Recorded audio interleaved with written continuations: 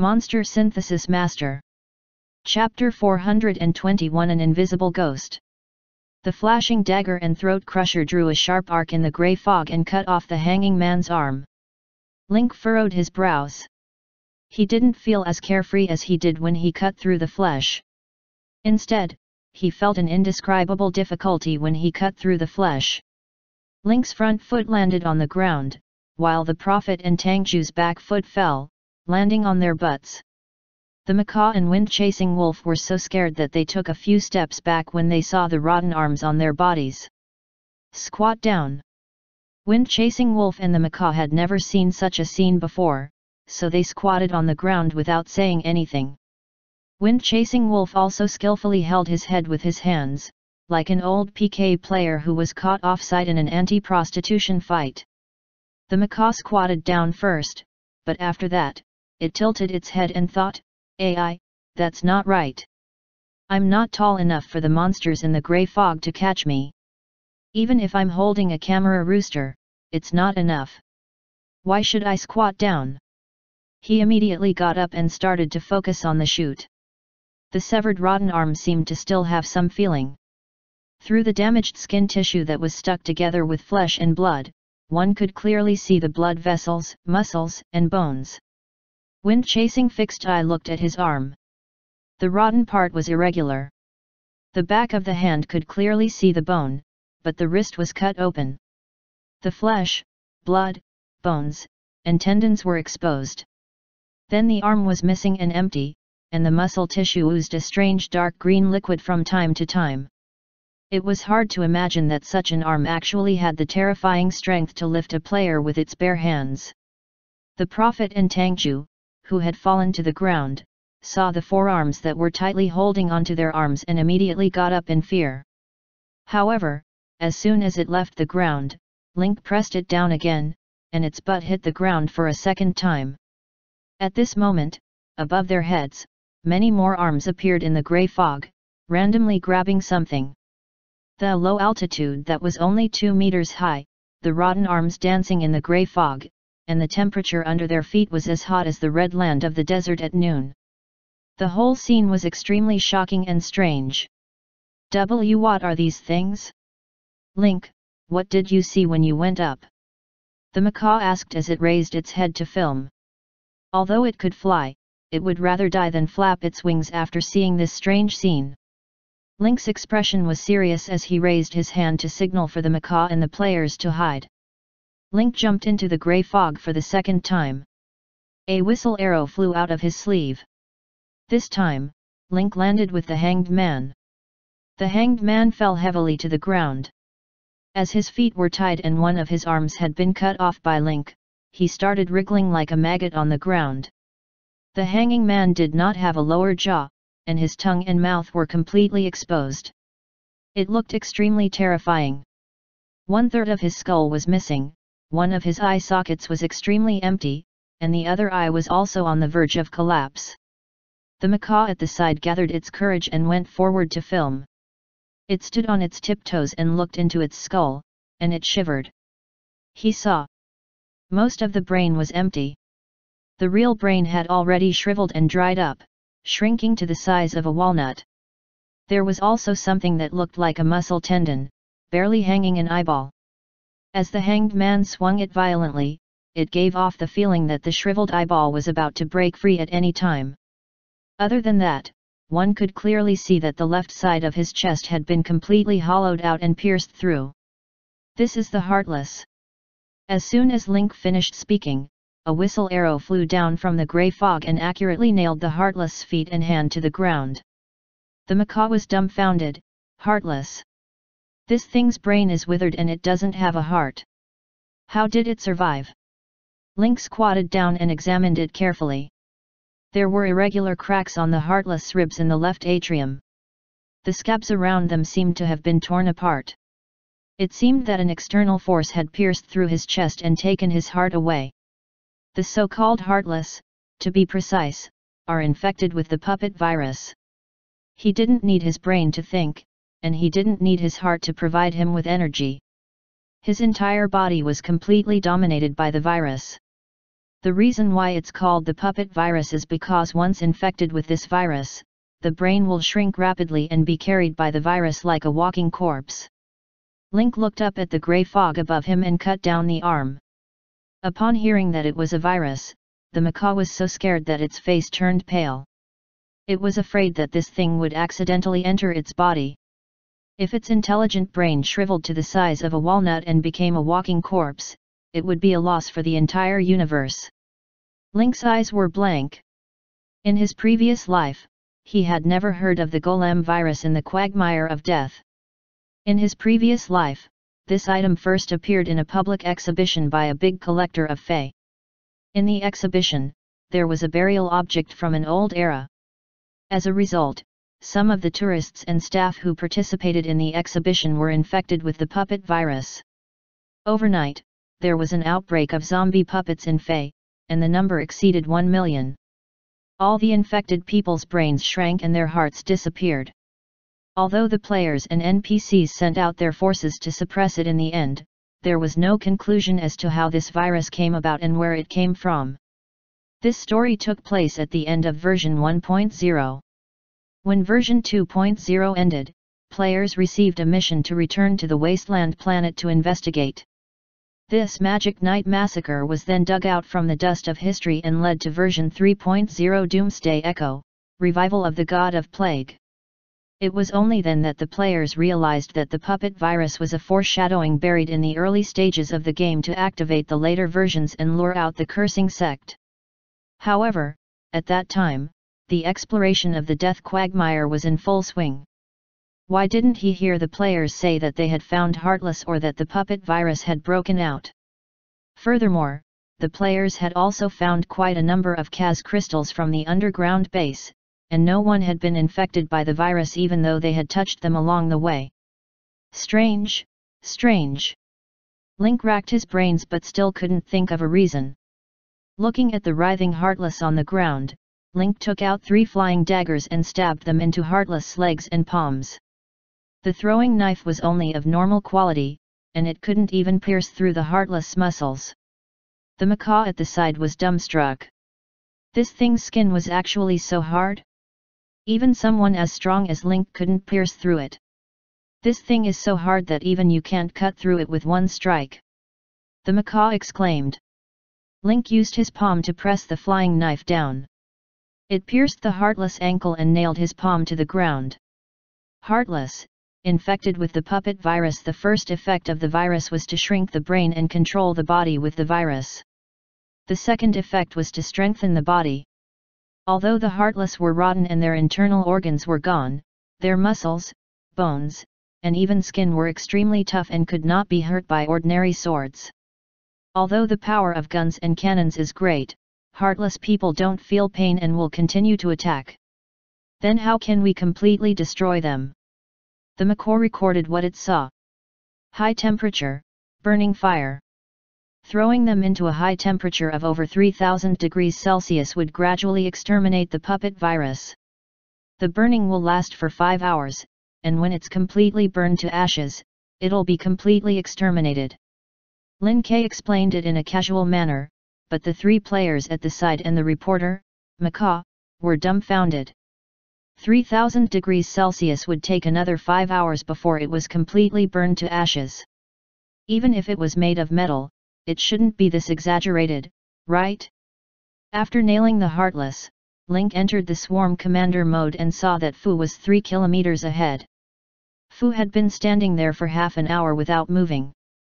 If he was right, that must be the entrance to the underground base.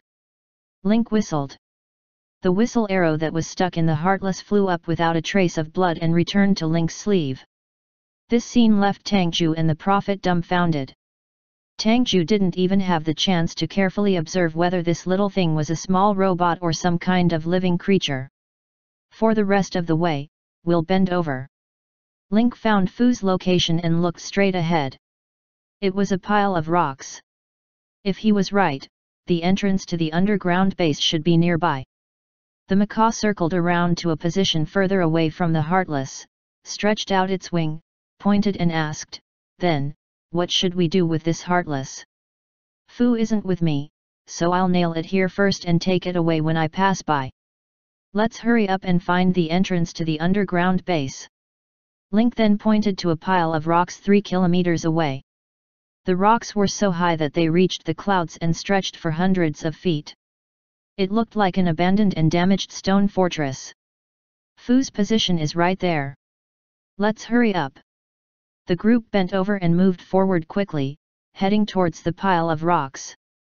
At this moment, Fu was standing in a corner and looking around. He had suddenly barged into the underground building, and the countdown to his spiritualization ability had ended. He could only stay in this place. Fu took out a flashlight and an energy bar from his backpack. He had been frightened quite badly just now and needed to replenish his energy to calm himself down. Fu did not dare to take out a brighter searchlight for fear of activating the monster in the bunker. There were so many terrifying monsters outside, would there be any less here? Fu turned on the flashlight in the blind corner behind him and looked at the wall. The wall was wet but clean. One could clearly see the lines of the giant rock. There was no moss on the wall like in the cracks. Fu felt at ease and touched it. A cold feeling flowed through his fingertips into his heart, and he could even feel the lines of the cut. With the light of the flashlight on the wall, Fu saw the layout of the bunker. He was in the corner of a long and narrow corridor. The entire corridor was about 5 meters wide, and because the scattered light could not spread very far, it was dark, so he could not tell how deep it was. But when Ah Fu looked down, he was so scared that he shivered. There were no bodies on the ground, but firearms, miscellaneous items, and other things were scattered all over the ground. It looked like a mess had happened, and it did not look like an underground base at all. Fu heaved a sigh of relief when he didn't see any signs of life. What he was most afraid of right now was encountering monsters or enemies. With his current strength, any enemy that came would be gobbled. Fu gently let out a breath of turbid air, and the pressure on him suddenly decreased. He didn't dare to pick up the guns on the ground. After all, they were from the old era, and it was hard to say if they could still be used after so many years. More importantly, it would not be good if he made a sound to pick up the gun and attracted the enemy. However, when Ah Fu turned around and shone the flashlight on the wall in front of him, he was instantly dumbfounded. Under the light of the flashlight, he could clearly see dark marks on the wall that were obviously different from the wall. Fu shone the flashlight at the wall and finally saw it clearly. The wall was covered with all kinds of bloody fingerprints and messy marks of hands scratching the wall. Following the marks, it could be clearly seen that the wall had been dug out with too much force, leaving a shallow groove. The marks almost covered the entire wall. Those fingerprints were of different depths. Fu could even feel the despair of the person who had left these marks. Fu's legs went soft, and she fell on her butt. The flashlight also bounced on the ground, making a clattering sound. The sound was amplified by the corridor, and it drifted far away before gradually disappearing. In the end, the flashlight rolled on the ground for a while and was held up by the debris next to it. The beam of light hit the wall in front of him, revealing the shocking scene. Just now, he was only looking at the situation from a narrow perspective. Now that the bloody fingerprints had appeared on the entire wall, Fu felt illusionary pain in his fingers. What frightened Fu even more was that the loud noise caused by the mistake had already spread far away. Murphy's Law had appeared. The more one didn't want something to happen, the more it would happen. Fu only hoped that there were no monsters or scary things in the underground base.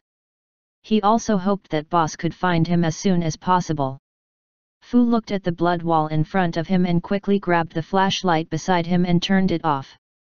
The only source of light in the entire area was weakened, and darkness returned. Fu quickly hid in a corner, shivering.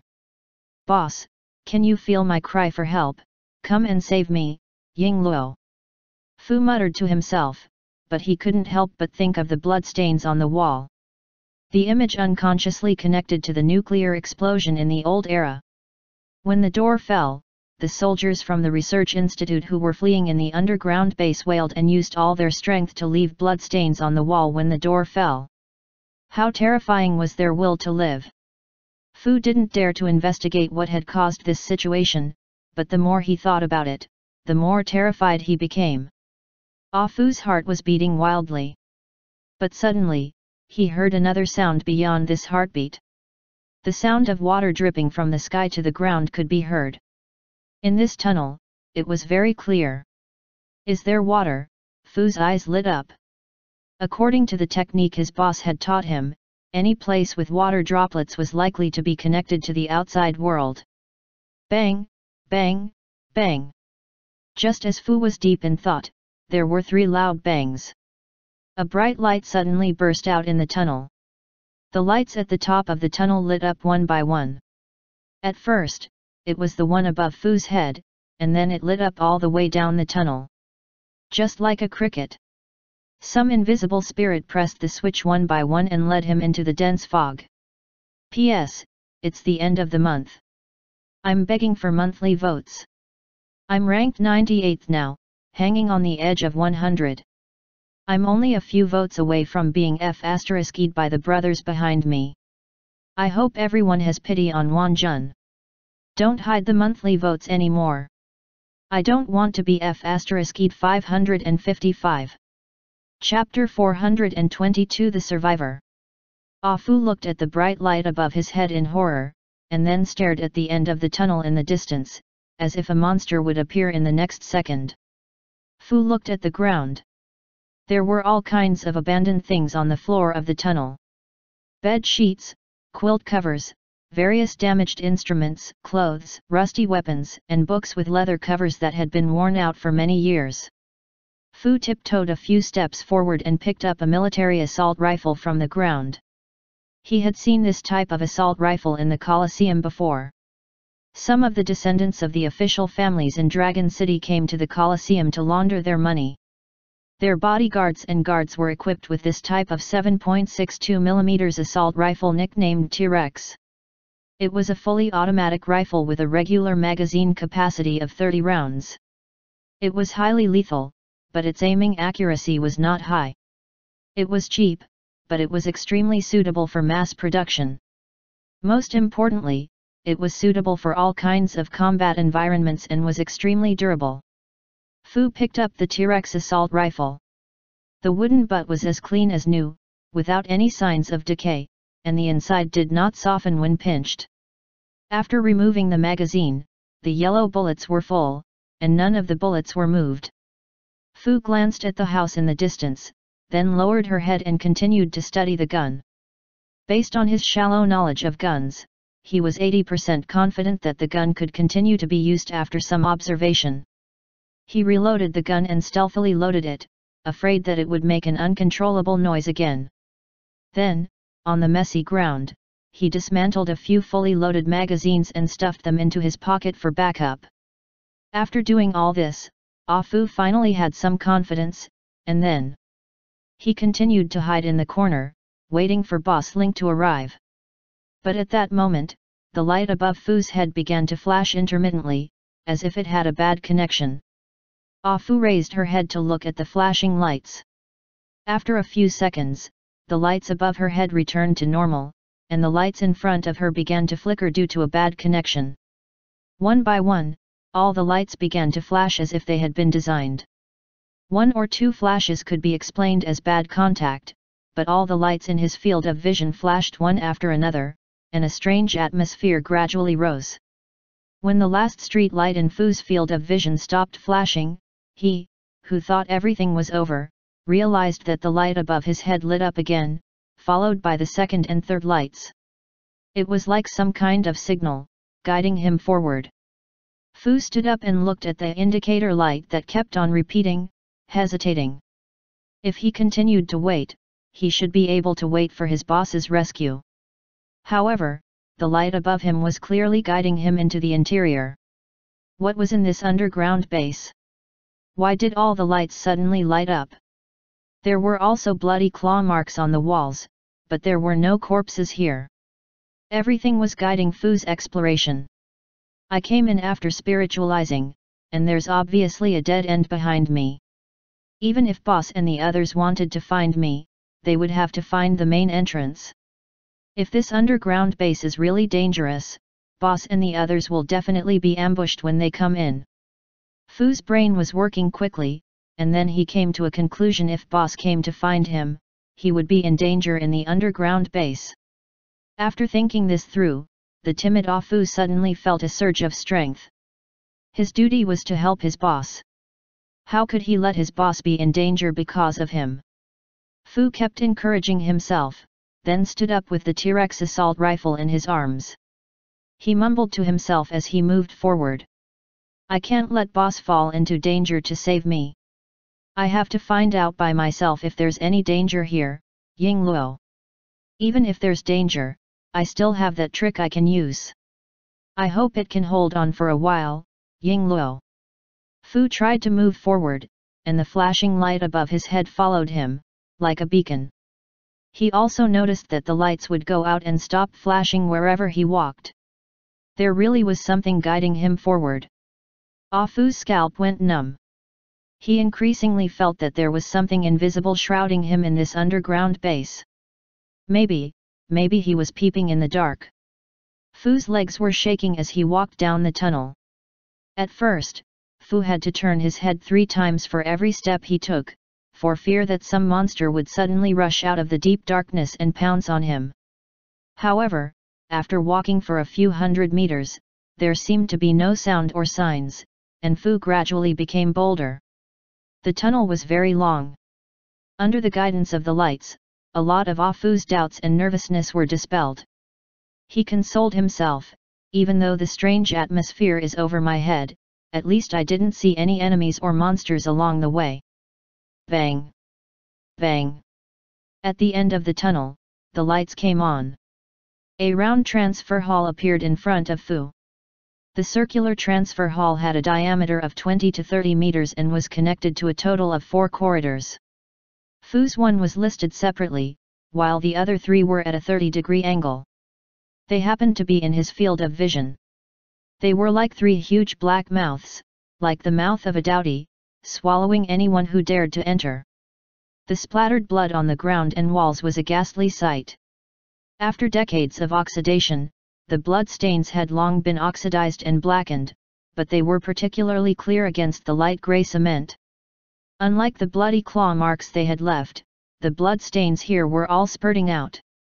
Just by looking at the blood splattering for a few meters, Fu could imagine the scene of his arteries rupturing and blood splattering in all directions when he had crashed.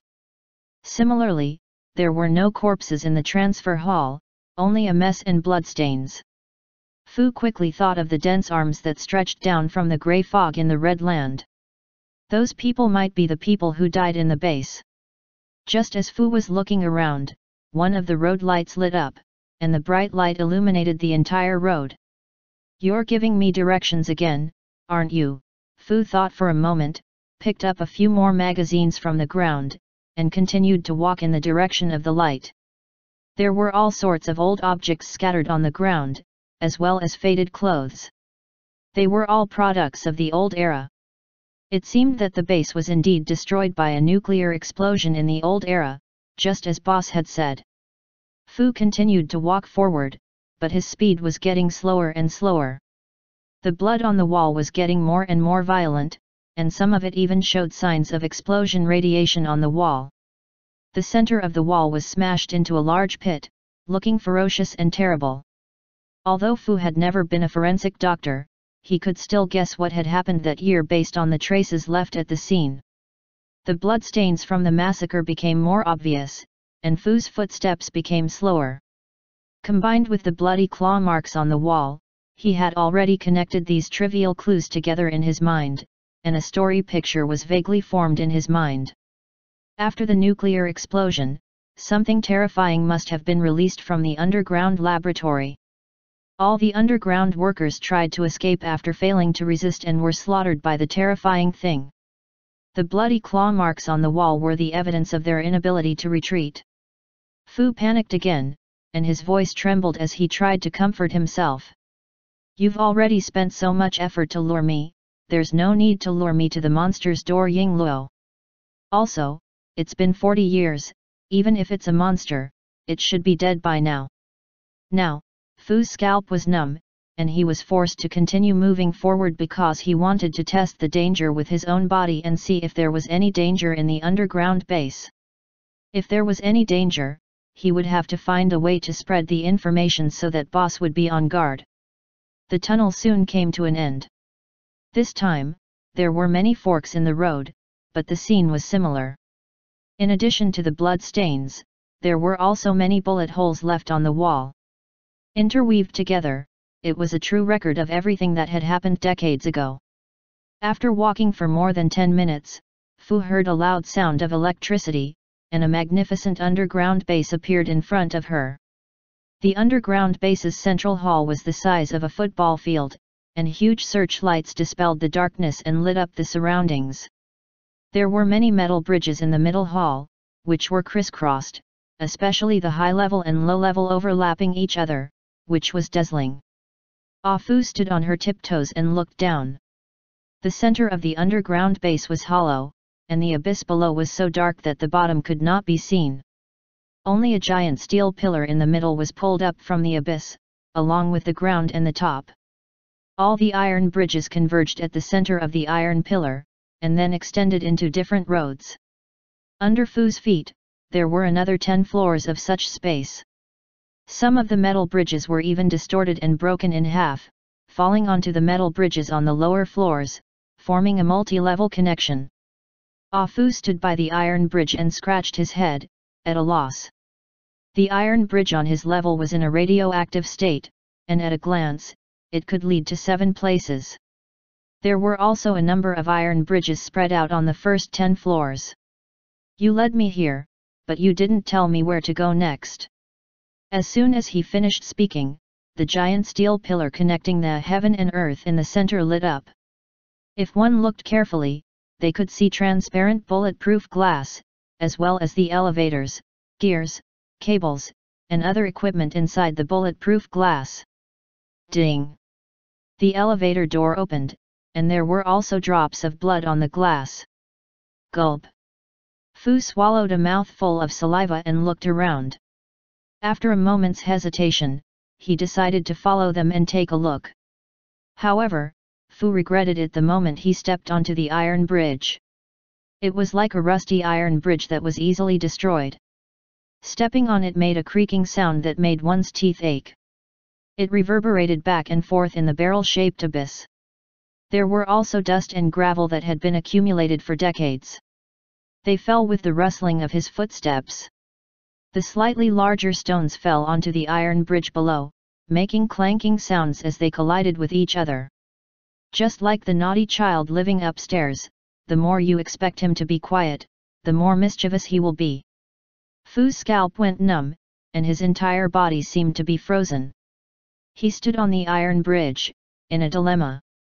If they continued walking, they would definitely make more noise.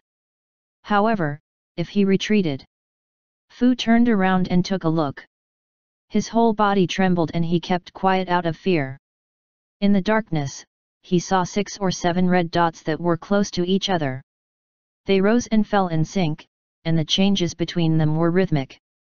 Then, there was a series of rapid dripping sounds. With the help of the light in the center of the hall, Fu could see the red dot in the darkness, and 2 thin, sharp tentacles were exposed. The next second, Fu immediately turned around and ran towards the elevator. As someone who was used to seeing all kinds of pets in the Colosseum, he had already recognized what it was. Boom, boom, boom. Every step was like a drum in a concert hall, bringing about a passionate symphony. Fu ran wildly, and the dust on the iron bridge fell with his steps, bringing with it gravel and sand. The underground base that had been silent for a long time was once again bustling with activity. Fu ran at full speed, and the creature in the dark followed closely behind. The sharp tentacles made a dense tinkling sound on the iron bridge, which made Fu's scalp numb. Fu rushed into the elevator and pressed the close button a dozen times.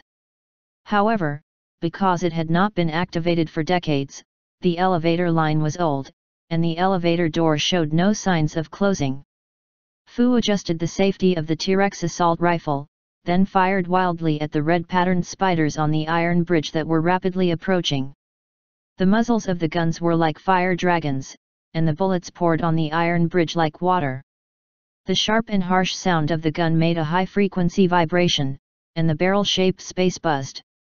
The black spider with red stripes was about 30 centimeters tall, but its 8 pairs of tentacles were thin and long, as sharp as military stingers. Each tentacle was 50 centimeters long, and its red eyes were bloodshot. Its mandibles were also extremely sharp, and its movement speed was extremely fast. Its ferocious appearance was even more terrifying than the furry spiders he had seen in the death quagmire forest. The big black thing was extremely fast, but Fu fired like water. The bullet successfully hit the black spider's abdomen. The black spider let out an ear-piercing screech, and its abdominal cavity began to inflate before it exploded. The black substance that splattered out fell on the iron bridge and instantly made a sizzling sound of corrosion. With the rise of black smoke, the metal melted into a sticky substance and dripped down. A hole about half a meter in diameter appeared on the iron bridge. The terrifying corrosive ability could even penetrate metal. Fu sucked in a cold breath. At this moment, the elevator door closed successfully and began to move down. Fu wiped the dust off the bulletproof glass of the elevator and saw that there were dense red dots at the place where the iron bridge connected. It emerged from the various passages at the bottom and lay on the iron bridge. Using the powerful jumping force of its tentacles, it jumped up and clung to the bottom of the iron bridge at the upper level. Ding! The elevator suddenly stopped, and the elevator door slowly opened. The passage connected by the iron bridge was brightly lit. Although he didn't know who was controlling these lights, Fu didn't have the time to think about it. If he was any slower, he would be drowned by the black spiders that jumped up from the lower level and turned into nothing. Fu rushed out of the elevator with all his might.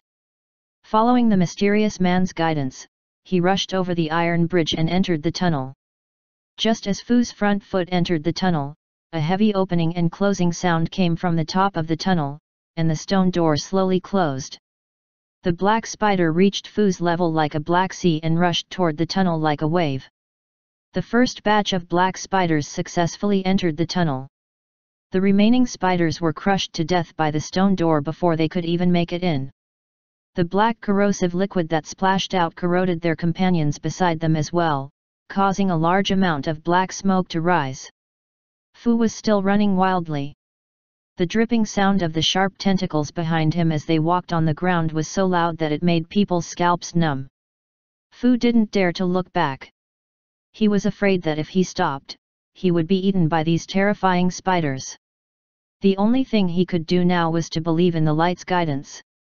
Chapter 423 The Past of the Base. Following the light, Fu passed by a transfer station. After he ran past them, the spiral stone gate of the transit station behind him began to close. However, the black spiders were short and agile, and they moved extremely fast. Although they stopped a group of spiders and crushed some to death, a portion of the advance army still successfully broke through the obstacles and continued to pursue Fu. Fu stuck out his tongue and panted like a dead dog. However, he knew that he couldn't stop now. If he stopped, he would really become a dead dog. If this damn light goes out, take off your clothes and close your eyes.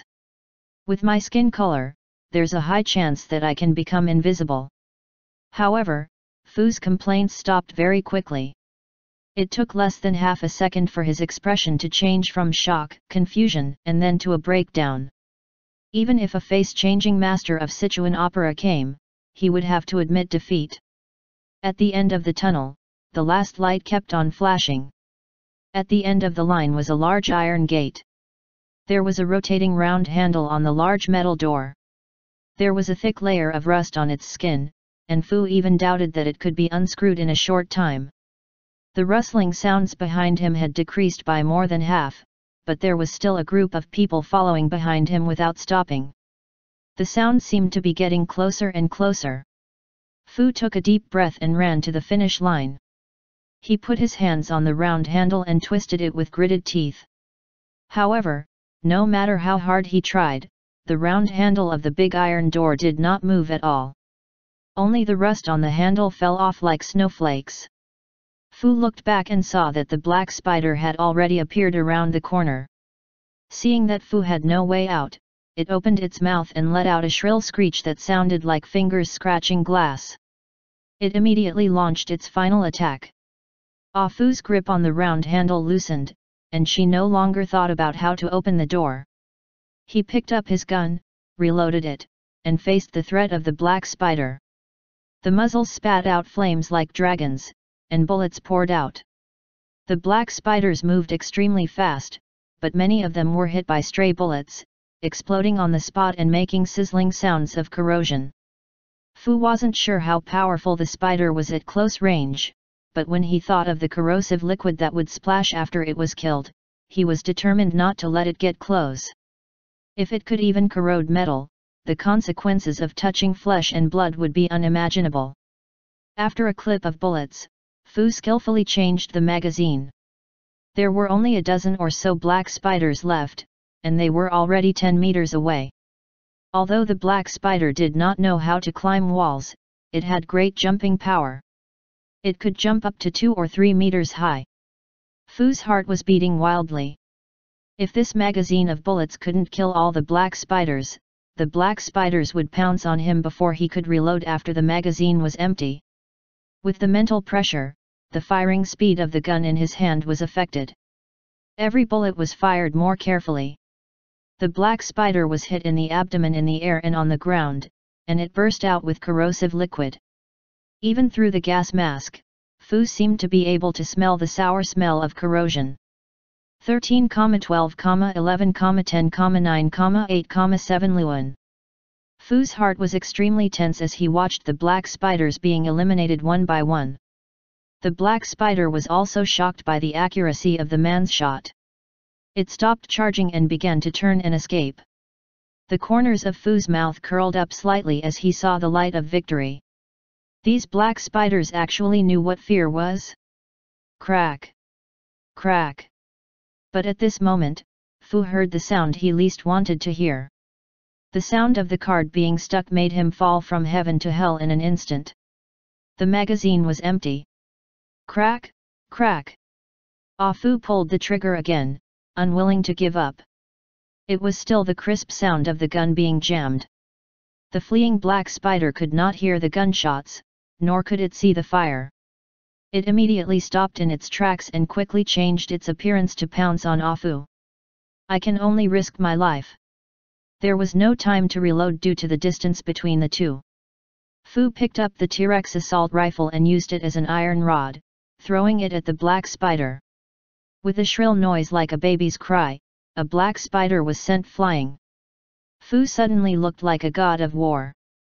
However, the next second, the remaining black spiders all pounced on Fu. Their wide tentacles were like locks, binding Fu's arms tightly, preventing him from wielding his gun. Through the gas mask, Fu could even see the sharp poisonous stingers coming out of the black spider's mouthpart, which was approaching his heart. The lights above her head flickered continuously, as if they were telling Fu to struggle a little more. Fu felt that his life was hanging by a thread and was in danger. He couldn't help but ask for help. If you don't come out, I won't have Yingluo anymore. In the intertwining of light and darkness, a blue energy spiraled out of Fu's body, and the powerful force tore apart the black spider's tentacles. The other black spiders that had surrounded them were all thrown back 4 to 5 meters by the air wave and fell to the ground.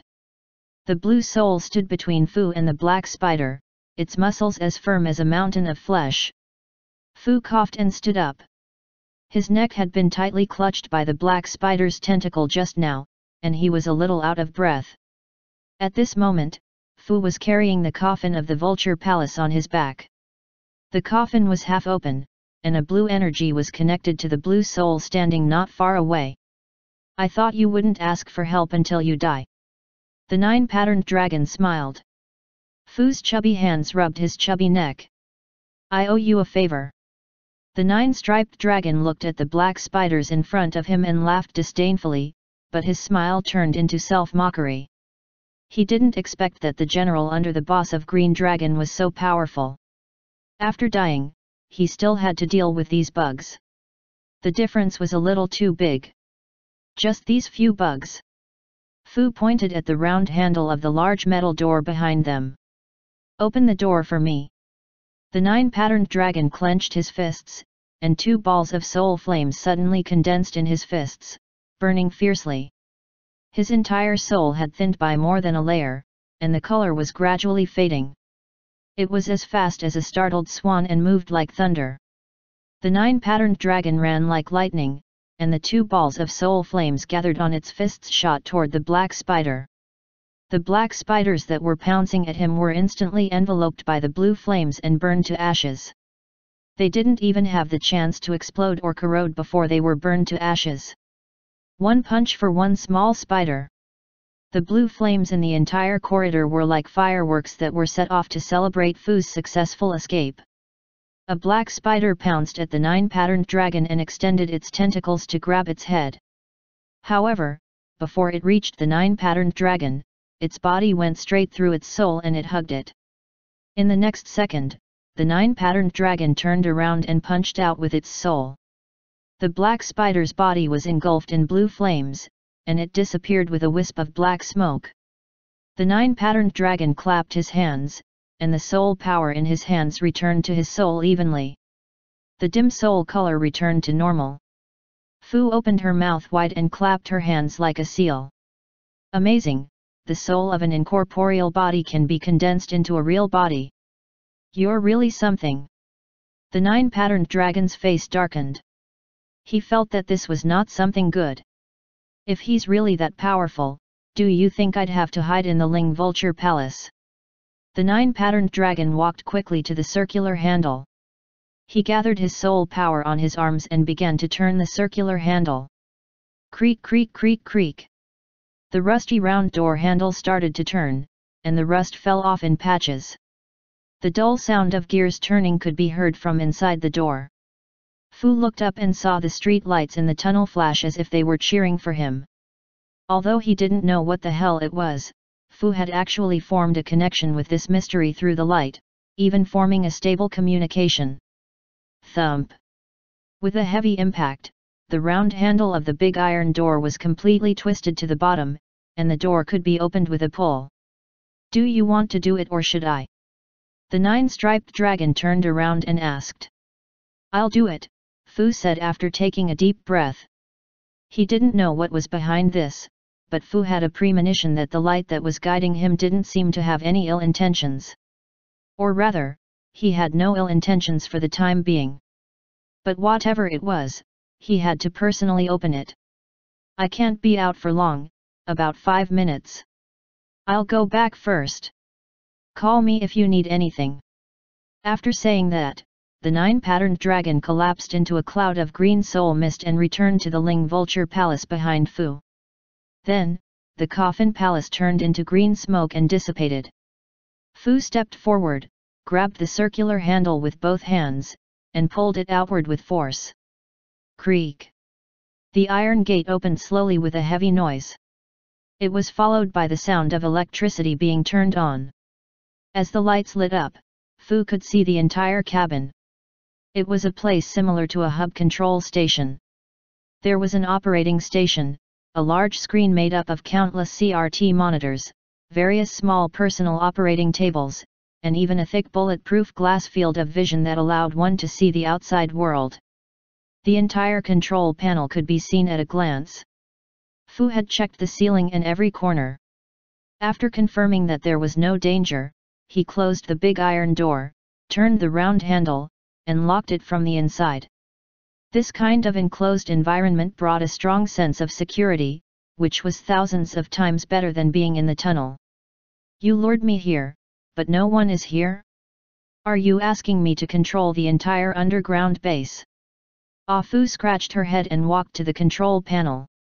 Looking at the hundreds of buttons and switches, she suddenly felt a little dizzy, as if she had drunk fake wine.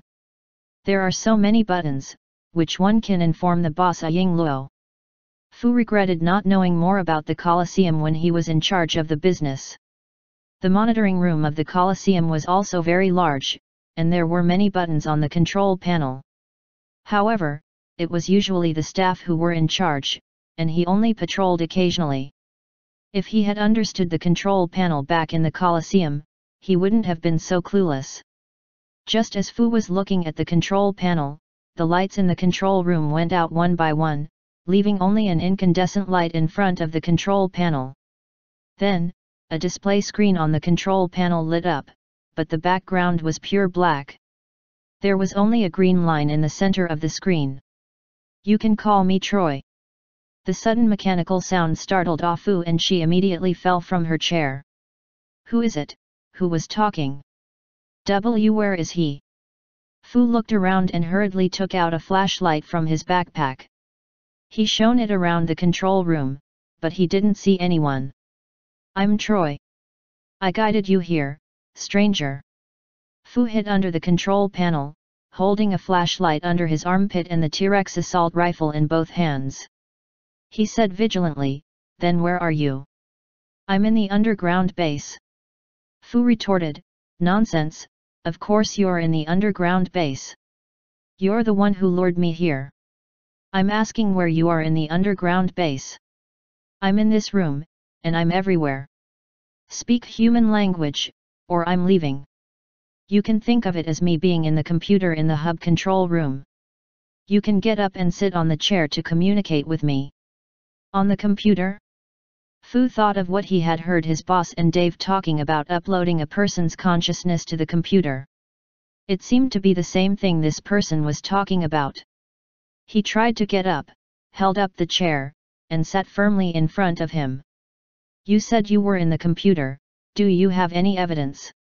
After Fu finished asking, the black screen suddenly turned white. Fu raised her hand to cover her eyes. It took a while for her to regain her vision and see the contents of the screen. It was a photocopied version of the file. It started with a dragon and an eagle shield. Below it was the organization's signature Dragon Hawk Protection Bureau Team 2. Ah Fu started to read the information in a low voice.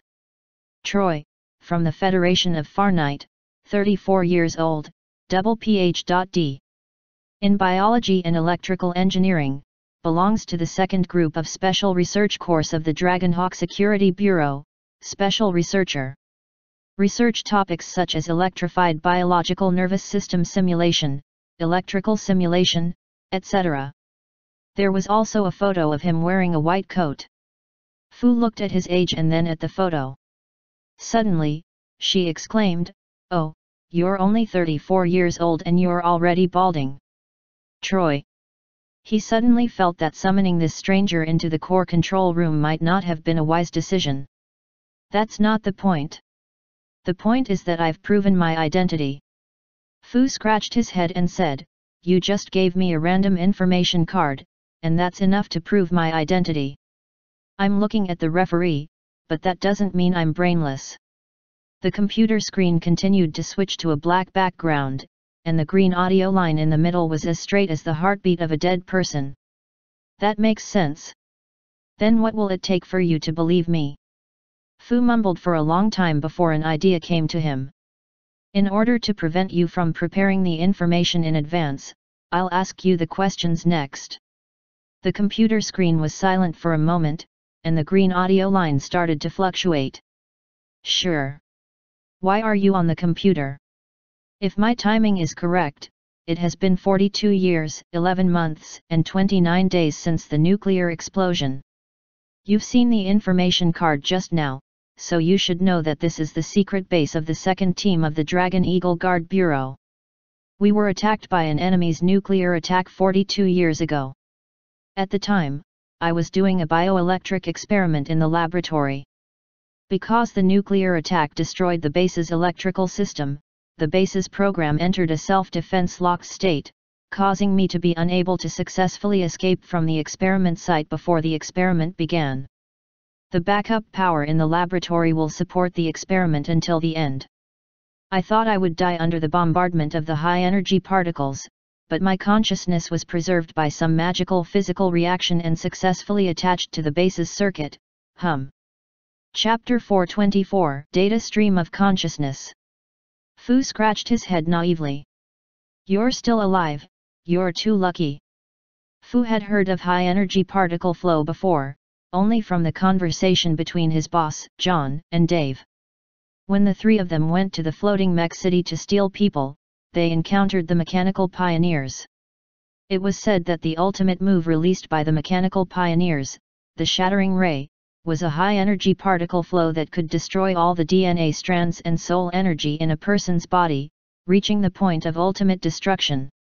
Even cloning and cultivation could not resurrect them. In order to avoid this move, John shed a layer of skin. Even the number one assassin on Wasteland Planet had to shed a layer of skin in order to avoid the high-energy particles. This weak researcher was actually able to face the high-energy particles and survive. He could only say that he was too lucky. Troy continued, in the 42 years I was at the base, I gradually learned to spread my consciousness throughout the entire base and to control it. After reaching the point of perfection, I successfully relied on the reaction created by the circuit to drive out the creatures in the base and successfully connected to the black box of the experimental data. I obtained all the data at that time and analyzed the reason why I became like this. What followed was a bunch of words that Fu couldn't understand. He understood every word, but when they were connected, it was like a heavenly book. Fu skipped the part that he couldn't understand and asked, "All right, for the time being, what you said is right. Then why did you guide me in here? Do you know how dangerous this journey was? This place has been sealed for 42 years, and this is the first time someone has come in, and it was through a 5-meter thick lead-filled cement wall without going through the main door to trigger any alarm. My consciousness is all over the underground base, so I naturally noticed it. I originally wanted to lead you in to ask about the situation outside, but now, I have a new idea." Fu crossed his arms in front of his chest and suddenly had an ominous feeling. "Put away your dirty thoughts." The green line on the computer screen became a straight line again. "When you were at the entrance of the hub control room, I noticed that other than your ability to pass through walls, you also have a device that can store souls. What do you want?" Fu asked, stunned. "I want you to take me out," Troy answered honestly. "I want you to take me out." This time, Fu's entire body froze. After a long while, he said, "Didn't you say that your body has been completely destroyed, and your consciousness is completely scattered in the electrical devices? How can I take you away without a physical body? I have my own way, but there will be some difficulties along the way and I may need help. I just heard you talking to yourself in the tunnel. Did you come here with someone else?" Fu scratched her head and didn't answer Troy's question directly. Instead, she asked, "By the way, you've been here for more than 40 years, so you must be very familiar with this place, right? Then do you know about the cat's crystal? You're here for the cat's crystal?" "Yes, the original purpose of the underground base was because this was the cat's crystal mine. It's easier to conduct research directly." Fu's eyes brightened and immediately said, "Then can you show me? I need to confirm first." Troy couldn't help but wonder if this guy was really stupid or just pretending. Looking at the way he escaped, it was obvious that he was doing it out of instinct and mumbling to himself. However, when they were discussing business, this guy was extremely smart and did not reveal any extra information to him. The black screen switched again and was split into 4 screens, each of which was dark. But soon, the camera suddenly shook, and all the screens turned green. He switched to night vision mode. Fu could tell at a glance that this was the surveillance camera view of the underground base. On the 4 screens, he could see a glowing cone. The screen is glowing with Kaz crystals. The 4 perspectives you see are the images of the experimental area and the logistics area. Kaz crystal was an inert storage medium, and it was extremely stable. This includes the various research viruses, materials, and unstable chemicals in the laboratory. They will all be stored in Kaz crystals. You should have seen the black abyss in the middle of the underground base when you came, right? Fu nodded. That's the deep pit created by excavating the cat's crystal. It's the central hub of the underground base. That's why the logistics area stores a large number of Kaz crystals, and it's safe. However, the experimental area was also the first to be affected after the base was bombed. All sorts of unstable substances stored in the crystal leaked, viruses spread, and the entire underground base turned into hell.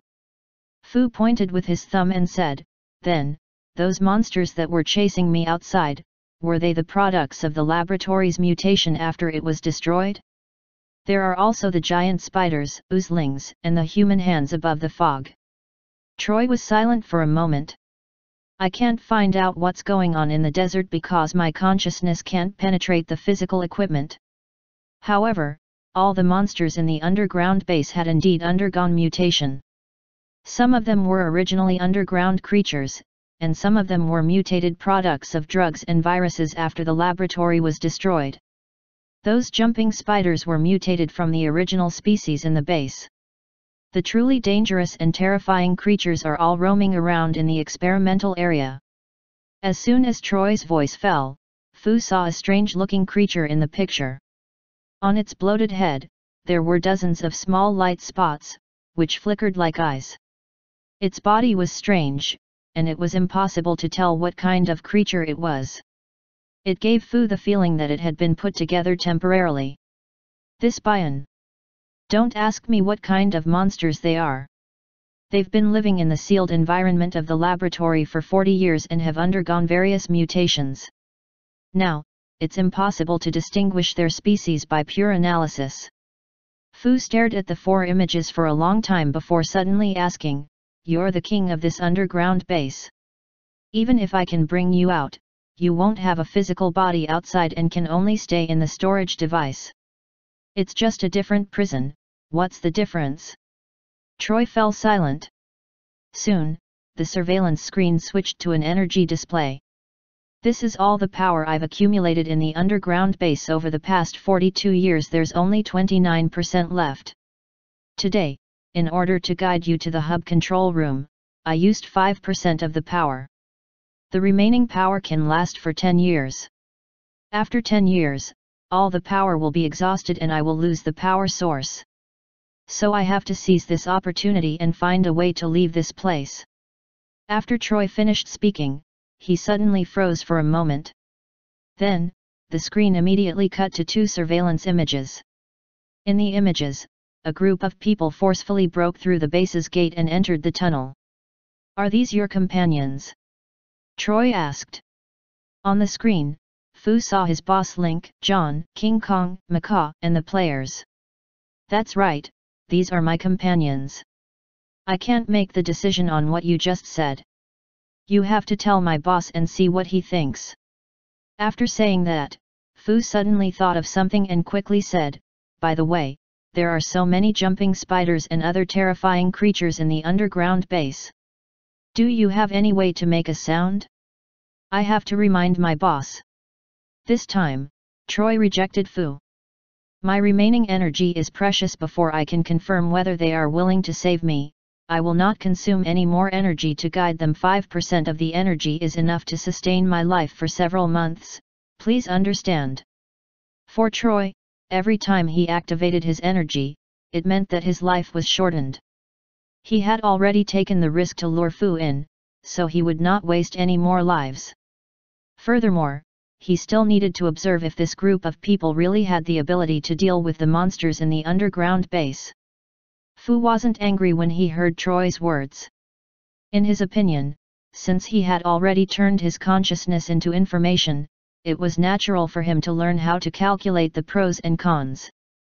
Besides, if Troy wasn't lying, then this matter was really related to his survival, so he didn't dare to use it so easily. This excuse actually increased the reliability of his words. "It's fine. Even without your guidance, my boss will find me. Just wait and see." The boss, John, King Kong, and a few Inhumans were all there. This lineup could turn the underground base upside down, let alone the hub control room. Fu cleaned up the tables, chairs, and boxes next to him, put a few pieces on them, and stood by the window. From here, he could see the iron pillar that ran through the center of the underground base. Then, Fu took out a flashlight and prepared it in advance. No matter which tunnel the boss and the others took, they would eventually reach the central iron pillar. When he sent a signal with his flashlight, they would definitely be able to find his position and find him. "Aren't you watching them from the surveillance camera?" Troy asked curiously. Fu leaned against the window, her eyes as sharp as an eagle's. She kept searching the dark corridor, and at the same time, she kept turning on and off the flashlight, releasing the only light. With this level of light, they would definitely be able to see it if they came to the central iron bridge of the underground base. By the way, the underground base only released jumping spiders, right?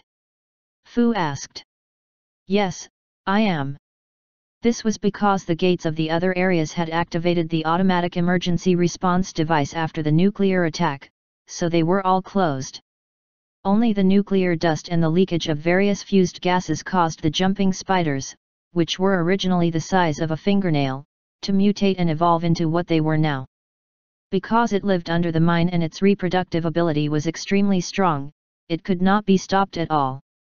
As for the other monsters, they've been locked in other related areas.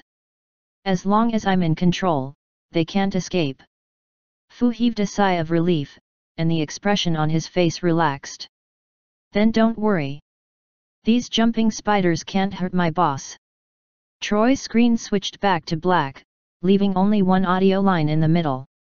He had shown the scene to Fu. Since he didn't want to look at it, he'd better save more power. "I haven't asked for your name." While talking to Fu, Troy's other consciousness had already entered the circuit pipe and saw the group fighting the jumping spider in the tunnel. "Forbes, you can call me Fu. You said that the person outside is your boss. Does your boss have any status?" "I saw a group of people and two strange ying-ying pets." Fu leaned against the bulletproof glass and said without looking back, "My boss is the Supreme Commander of Shandu."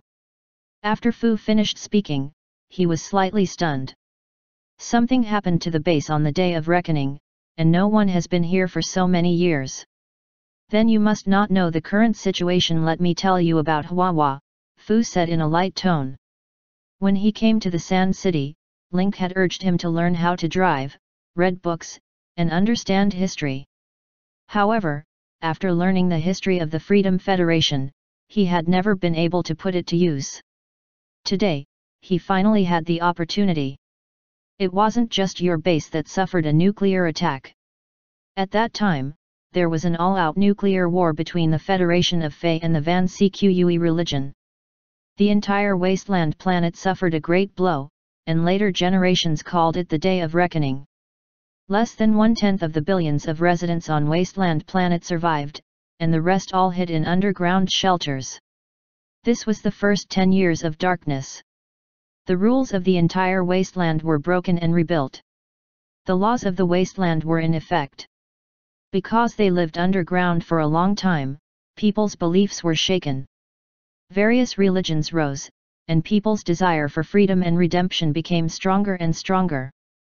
So, some people began to escape from shelters and return to land. This was the second decade. That's why Shandu, Dragon City, and Fei have joined forces to form the Freedom Federation to resist the threat of the wasteland. The main threats in Sand City were the Machinery Faith and Wasteland Gang, while the main threat in Dragon City was the Beast Tide in the north.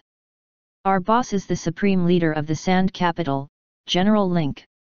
So if he says he'll save you, then you'll definitely be saved. As Ah Fu spoke, he suddenly saw the iron bridge in the center, along with the passageway, begin to emit bursts of light. And the abyss beneath the core was covered in red spots. Fu could tell at a glance that these were thousands of jumping spiders.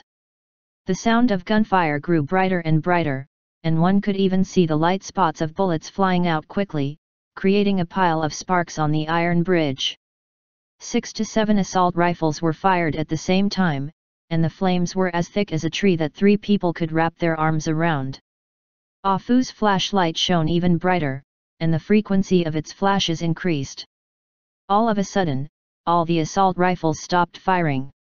All the lights disappeared in an instant, and the entire hub iron bridge fell into darkness again. In the next second, a burst of golden light shone and illuminated the entire hub center. A void golden Buddha suddenly appeared in the darkness. Buddhist light shone and energy overflowed in all directions. Fu could see with the naked eye that all the jumping spiders were shaken off by the Buddha's light, shattering into a paste in midair. Fu grinned from ear to ear and couldn't help but turn back to look at the screen. Those proud little eyes seemed to be saying, "Look, this is my boss's ostentatiousness and strength." Vajra's Buddha's palm had turned thousands of jumping spiders into a bloodbath. Seeing this, the remaining jumping spiders immediately scattered, disappearing without a trace. When the heart of the hub was dark, Fu's flashlight signal was particularly obvious. "All right, we've found our President Fu." Link looked over with a smile. At the same time, the macaw took out its flashlight and signaled to Fu. Fu jumped up in excitement and turned around. "Can we open the door now? Don't tell me you want them to tear down the entire door." Chapter 425 Deformed Fusion Monster. 10 minutes later, they arrived at the tunnel in front of the hub control room. Fu had already opened the door to welcome them. "Boss." After seeing Link's figure, Fu burst into tears.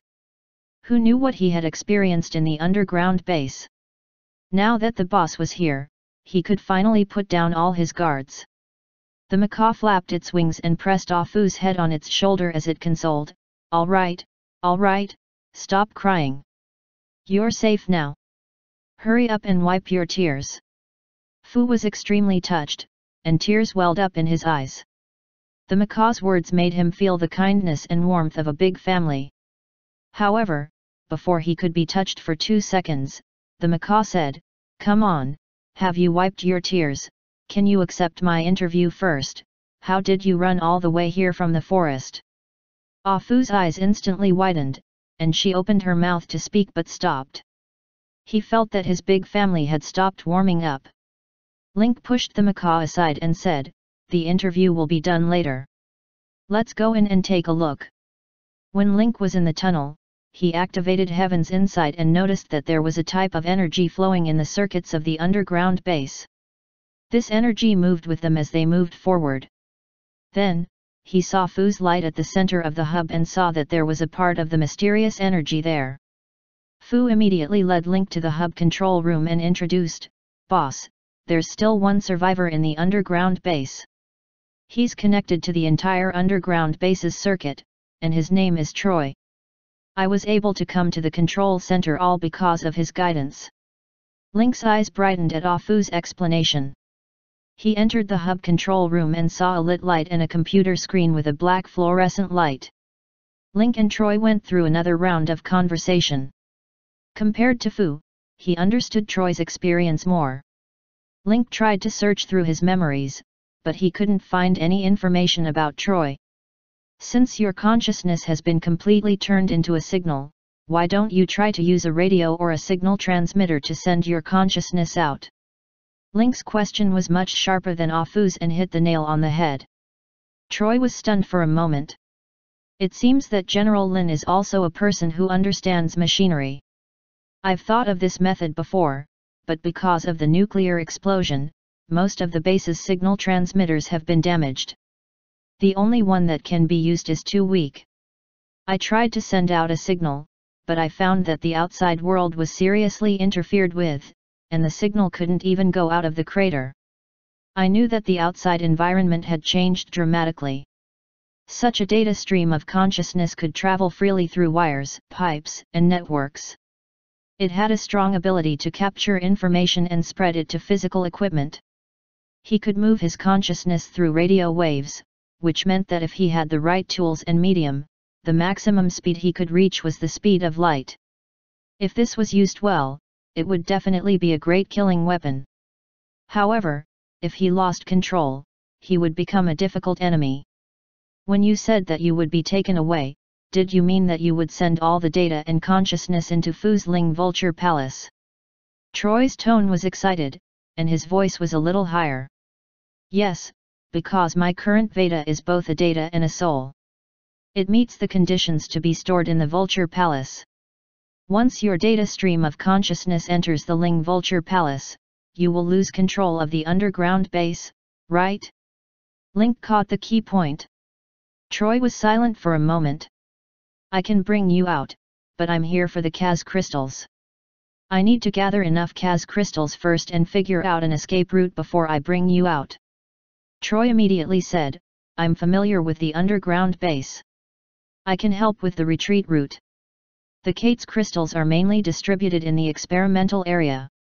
There are a few in the logistics area, but both areas are occupied by monsters, so the danger level is higher. You'll need to arrange your combat strength accordingly. You are a data stream of consciousness. You can't survive independently without electricity and equipment. Coincidentally, I have built a large data distribution center under the Weeping Valley. After I bring you out, your consciousness can be attached to the large data center. In the future, when the research capability of Shitu improves, it can even create a satellite so that your consciousness can quickly reach any place on Wasteland. In fact, if you want to have a body, it's not impossible to do so. Troy was excited when he heard this. He analyzed the strength of the people in front of him. Link and John were the strongest, even stronger than the strongest agents in Dragonhawk Security Division 2. Furthermore, at the heart of the hub, the King Kong gorilla had killed tens of thousands of jumping spiders with a single strike. Its strength was also unfathomable. Right now, he could only trust that Link was powerful enough to bring him out. The magnificent dream he had described was still open to question. I will gather all the energy, Troy said. I will do my best to support your operation. Link listened to Troy's introduction of the areas with Kaz crystals and began to assign tasks. Fu, you'll stay in the hub control room. After we get the Kaz crystal and return safely, you'll be responsible for collecting Troy. I'll arrange for 2 more people for you, the Prophet and Panamela. We can leave the cleaning up of the retreat route to them. John, you'll take Bombarding Chicken, King Goes Hung, and Tangju with you. You'll be in charge of the collection of Kaz crystals in the logistics area. King Kong, Wind, Cold Blade, and Bomb Chicken, I'll go to the experiment area. After the division of labor, everyone immediately got to work. With Troy guiding the way, Link and John's team soon arrived at the target area. The research area and the logistics area were both sealed by a thick door that was more than 10 meters high. To be able to control these monsters for a long time, these lead doors were indispensable. The monsters in the experimental area and the logistics area are stable for now, but once I open these 2 doors, the sound will attract the attention of the creatures inside, and you will be under a lot of pressure. Troy communicated with the people on both sides through the broadcast system. We're all ready. Troy, you can open the gate now, said Link and John at the same time from the experimental area and the logistics area. Good luck. After Troy finished his last sentence, he opened the sealed gate of the experimental area and the logistics area. The 2 teams stood in front of the gate and could feel the deafening roar of the gate as it was lifted, as if the air was trembling. Wind-chasing Wolf, Lang Feng, and Bomb Chicken were on guard. On the other hand, in the Vajra flower-picking Zen state, Link stood calmly with his hands in his pockets. The macaw kept shooting back and forth, mumbling, the door to the research area has opened. What will we encounter next? According to Troy, at the first moment of the nuclear explosion, the entire underground base activated self-defense procedures, and the laboratory was completely sealed off. However, the various experiments, the various unstable solutions in the Kaz crystal, and the living beings used in the experiments have all undergone unbelievable mutations. The lead door rose, and an aura of decay rushed out. Fortunately, everyone was wearing gas masks, so they only felt a strong wind blowing at them. Use your backpacks to store the Kaz crystals. After giving his orders, Link led the way with King Kong.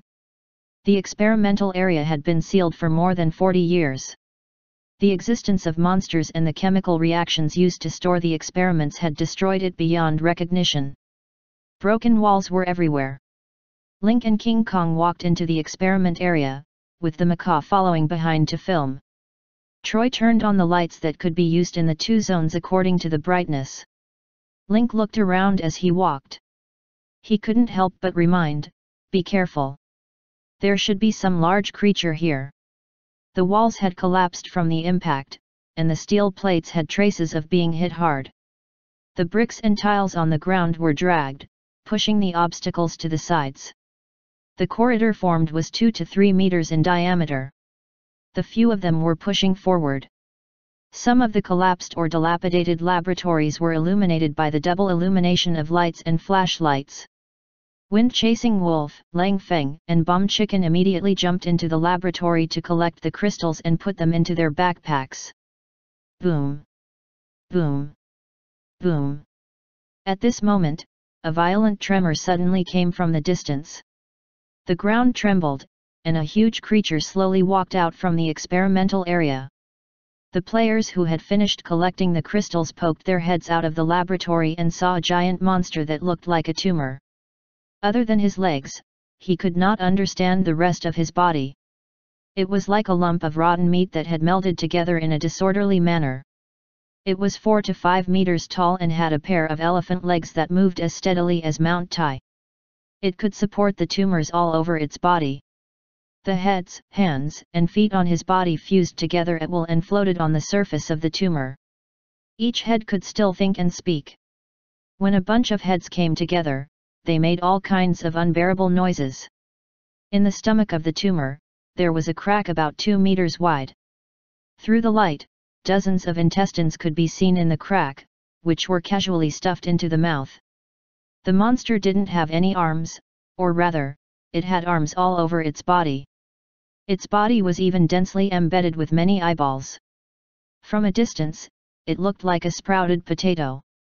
The heart, blood vessels, and spleen and stomach hanging on the surface of his body could be clearly seen. This huge tumor had absorbed all the parts of the human body, and each individual organ had a sensory function. On the edge of each individual organ, traces of organ fusion could be seen. The three players were dumbfounded when they saw the monster. It wasn't that this thing was powerful, but its non-human shape was disgusting. There was extreme psychological pressure when approaching this thing, let alone fighting it. The macaw's stomach was rumbling, and its head couldn't help but turn to one side. It found a ruin, took off its gas mask, and began to vomit. Link immediately cast Detect on it and saw the monster's information. Mutated fusion monster. Race, terrifying creation. Level 35+, elite. HP, 7500/7500. Energy, 0/0. Skills, Shock of Distortion, Vomit of Putrefaction, Roar of Fear, Intestinal Clearing, Other Unknown. Specialty, Flesh Fusion. Description, a terrifying creation formed in a coincidental environment, with great potential. The three players were all around level 18 or 19. Facing such a terrifying creature with high HP, it would be useless for players with less than 1000 HP to rush up to it. The three of you will be tasked with collecting and protecting the Kaz crystal. Leave the battle to King Kong and me. Link whistled, and a whistle arrow flew out from his sleeve. King Kong looked at this terrifying creature and frowned. It's a grave sin to gather so many vengeful spirits and dead people together by force. If we can kill this evildoer, we will be able to accumulate a lot of merit. As soon as he finished speaking, a golden light shone behind him, and the sound of Sanskrit came. Fu, who was in the control room of the hub, was staring at the screen nervously. The appearance of this terrifying deformed fusion monster had made him retch for quite a while. Seeing this monster, Fu finally understood why all the corpses in the underground base had disappeared. Most likely, many of them had been absorbed by this monster. However, Fu was immediately puzzled. That's not right. The experimental area and the logistics area had never been opened, so the corpse tissue absorbed by the mutant fusion monster should belong to the staff in the experimental area. However, the tunnels were independent of the underground base area, so where did the corpses in these places go? Are you hiding something from me? Other than you, are there any other survivors in the underground base? Fu asked. Troy was silent for a moment and understood why Fu asked this question. Yes, that was when the incident just happened. The people who fled in a panic knocked over the equipment used to transport the experimental content of a researcher at the transfer station, causing the researcher to mutate and kill everyone in the corridor. But after that, it escaped from the underground military base. I'm not sure how long it can survive under the high radiation outside. And in these 42 years, it never returned. And since you were able to enter the underground base without a hitch, that means you didn't encounter it. Troy gave his explanation. Fu glanced at the computer screen. On the screen, Link and King Kong were fighting a mixed battle against the deformed fusion monster. King Kong was responsible for acting as the tank and attracting the fire, while Link stood at the back as the commander. He controlled the sentry arrows to shoot wildly, used the magic box pistol and elemental ring to attack from a distance, used the illusion vine to slow it down, and the invisible killer bees and Black Widow were responsible for the surprise attack. For a moment, all kinds of elements flew around, and energy surged. However, Link soon discovered that after the death of the illusionary vine, invisible killer bee, and Black Widow, they had been fused with the flesh of the deformed fusion monster and became a part of it. Even their abilities had been perfectly inherited. What was even more terrifying was that after absorbing these corpses, its current HP and maximum HP had both increased. Especially after absorbing the body parts of the illusionary vine, the long vines, in turn, posed various threats to King Kong. Seeing this, Link immediately recalled his 3 treasures of protection. He only relied on the magic box, pistol, and elemental ring to attack. Finally, after 5 minutes of a long tug-of-war, they successfully killed the mutated fusion monster. After its death, the huge mutated fusion monster fell to the ground with a loud bang. Its body disintegrated, and all its tissues and organs were scattered into a ball. In an instant, it disintegrated, and its pus flowed all over the ground. Chapter 426 Adding more spoils of war.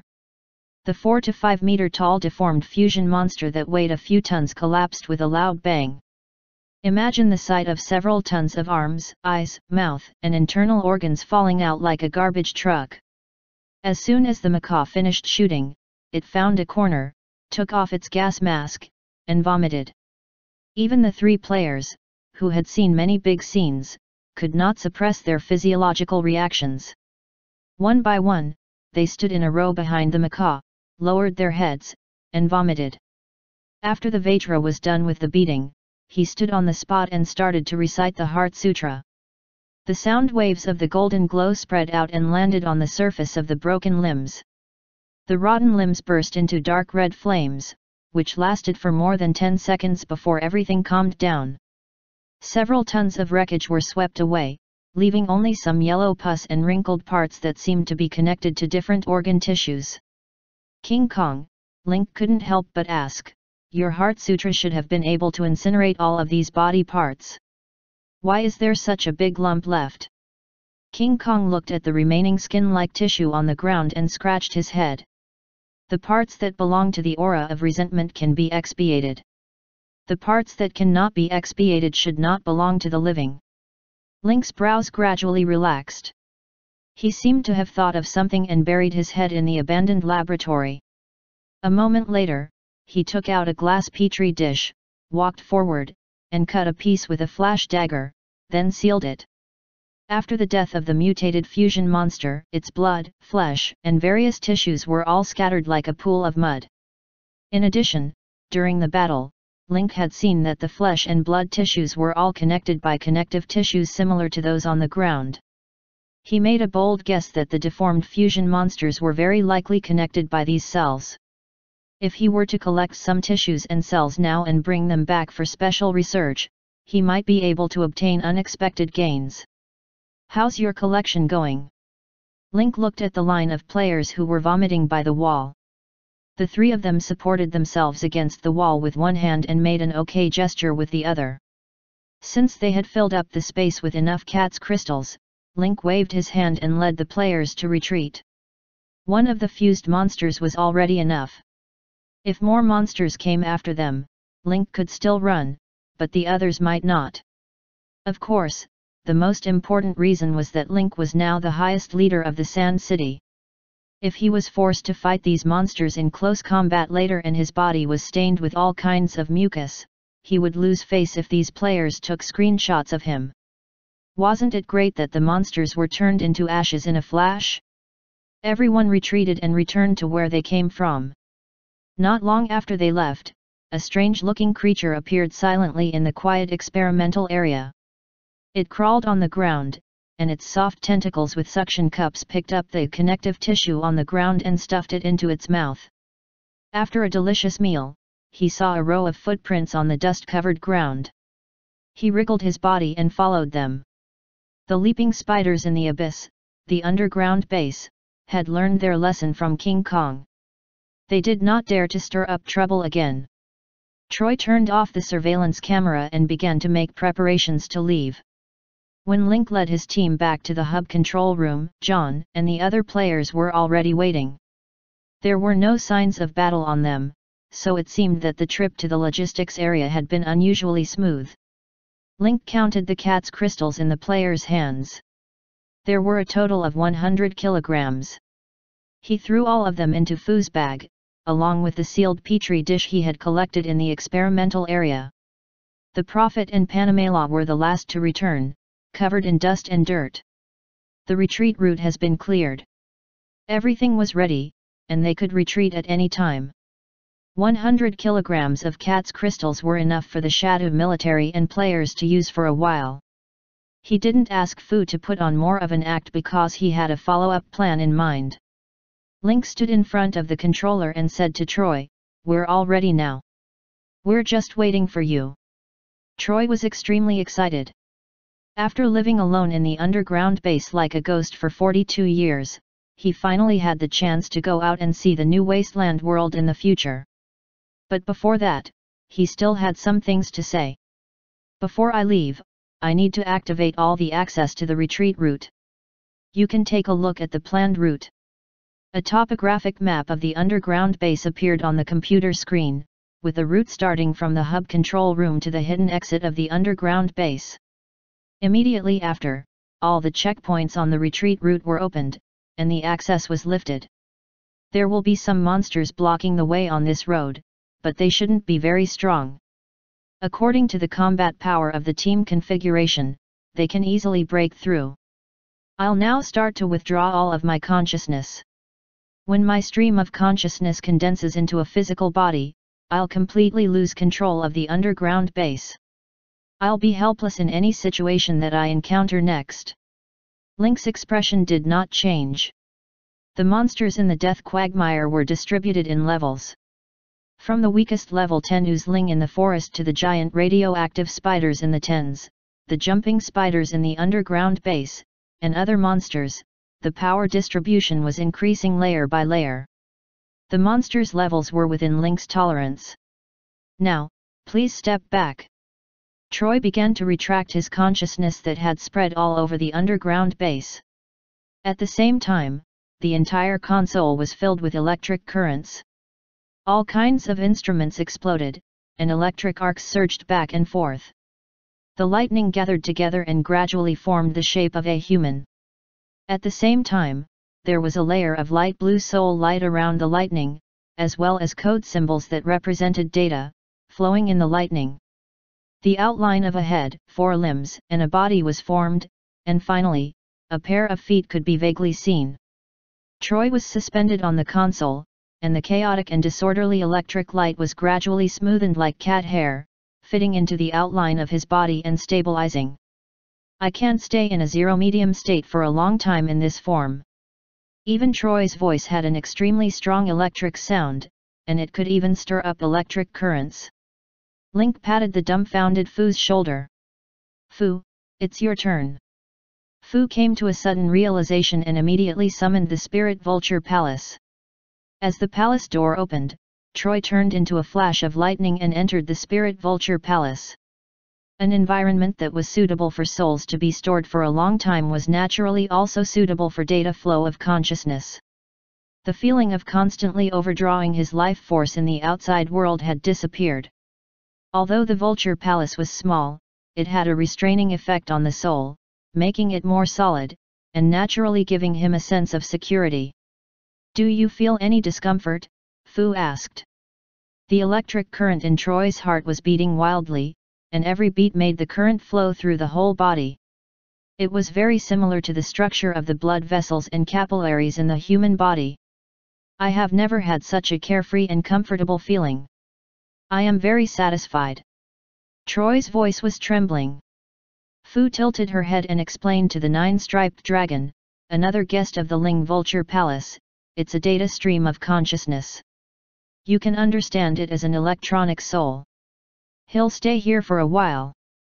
The nine-patterned dragon only nodded slightly, but it felt another aura that shouted in the Spirit Vulture Palace, "Brother Vajra, after I come out of the Spirit Vulture Palace, let's sit down and discuss Dao." "Definitely." Vajra formed a Buddha seal with his hands. Link's eyes brightened. He didn't expect the nine-striped dragon to stay in the Vulture Palace and think about life. He'd actually become a Buddhist too. He even appreciated Vajra. Interesting. When the nine-patterned dragon was released in the future, he could consider forming a bond with the Vajra. It would definitely be very interesting. "Then you stay here, we're ready to go." Fu closed the Ling Vulture Palace, and with a wave of his hand, the carved ancient coffin, which was emitting a faint bronze aura, disappeared. Successfully storing the data stream of consciousness, Link was elated, but his face did not show it. "Let's retreat." Now that he had kept all the Kaz crystals in AFU's strengthening bag, Link would leave the rest of the retreat to the 7 players. This was also a chance for them to gain experience. If they killed more monsters and gained more EXP now, they would be able to get less EXP when they completed the quest later. When it came to living a frugal life, Link was quite good at it. After all, he was a mud doll who was used to living a hard life. Mo-fa. Along the way, there was the sound of gunfire. Whenever the players couldn't hold on, Link would send out invisible killer bees and illusion vines to help. With Link and John, the 2 top NPCs on Wasteland Planet, at the back, the 7 players also used their primal power. Whoever could get the monsters and deal more damage would get more experience. All of them were red-eyed with killing intent. Towards the end, they didn't even have the time to notice what they were killing. Link, John, and Fu, who were at the back of the group, saw everything clearly. Half-meter-long radioactive cockroaches, berserk moths, squid-like mollusk creatures. At the center of the lower hub, the iron bridge. The flashlight shone above their heads, and they could clearly see that King Kong had used the Buddha's palms. Buddha's asking indigo silk to burn thousands of jumping spiders into ashes. The exploded matter corroded several layers of the iron bridge, leaving behind holes. "All right, all we need to do now is to enter this tunnel and walk all the way to the end to leave the underground base." The players' faces were already filled with bright smiles. For them, the whole mission was over. After leaving the death quagmire, he would take a helicopter back to Weeping Valley and receive his reward. As Link gestured for them to move forward, the players lined up and continued to advance. The macaw had even started to interview Afu about the various strange things that happened after they entered the underground base.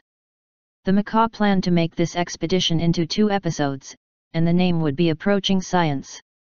The first episode focused on Fu's strange encounters, and the second episode would use this as an entry point to explain the history of the underground base and unravel it. It would definitely cause a sensation. Just as everyone relaxed and left, a tentacle suddenly reached out from the dark abyss and hooked Link's ankle. A powerful force pulled Link into the abyss. The strange thing appeared so silently that even Link and John didn't notice it. When Link was dragged back, John shone his flashlight at him. Link's calf was wrapped tightly by a large, smooth, dark purple tentacle covered in suction cups. The beam of light from the flashlight moved along the tentacle, and soon, the tip of the iceberg was revealed. A huge monster cuttlefish extended its remaining tentacles toward the group, and its pearl-like eyes stared at the group. The head that was revealed was already 3 to 4 meters tall. The rest of the head was below the abyss hub, making it difficult to see the whole picture. "Quickly run!" Link ordered immediately. If such a terrifying monster followed them, it could cause the tunnel to collapse. It would be difficult for them to leave then.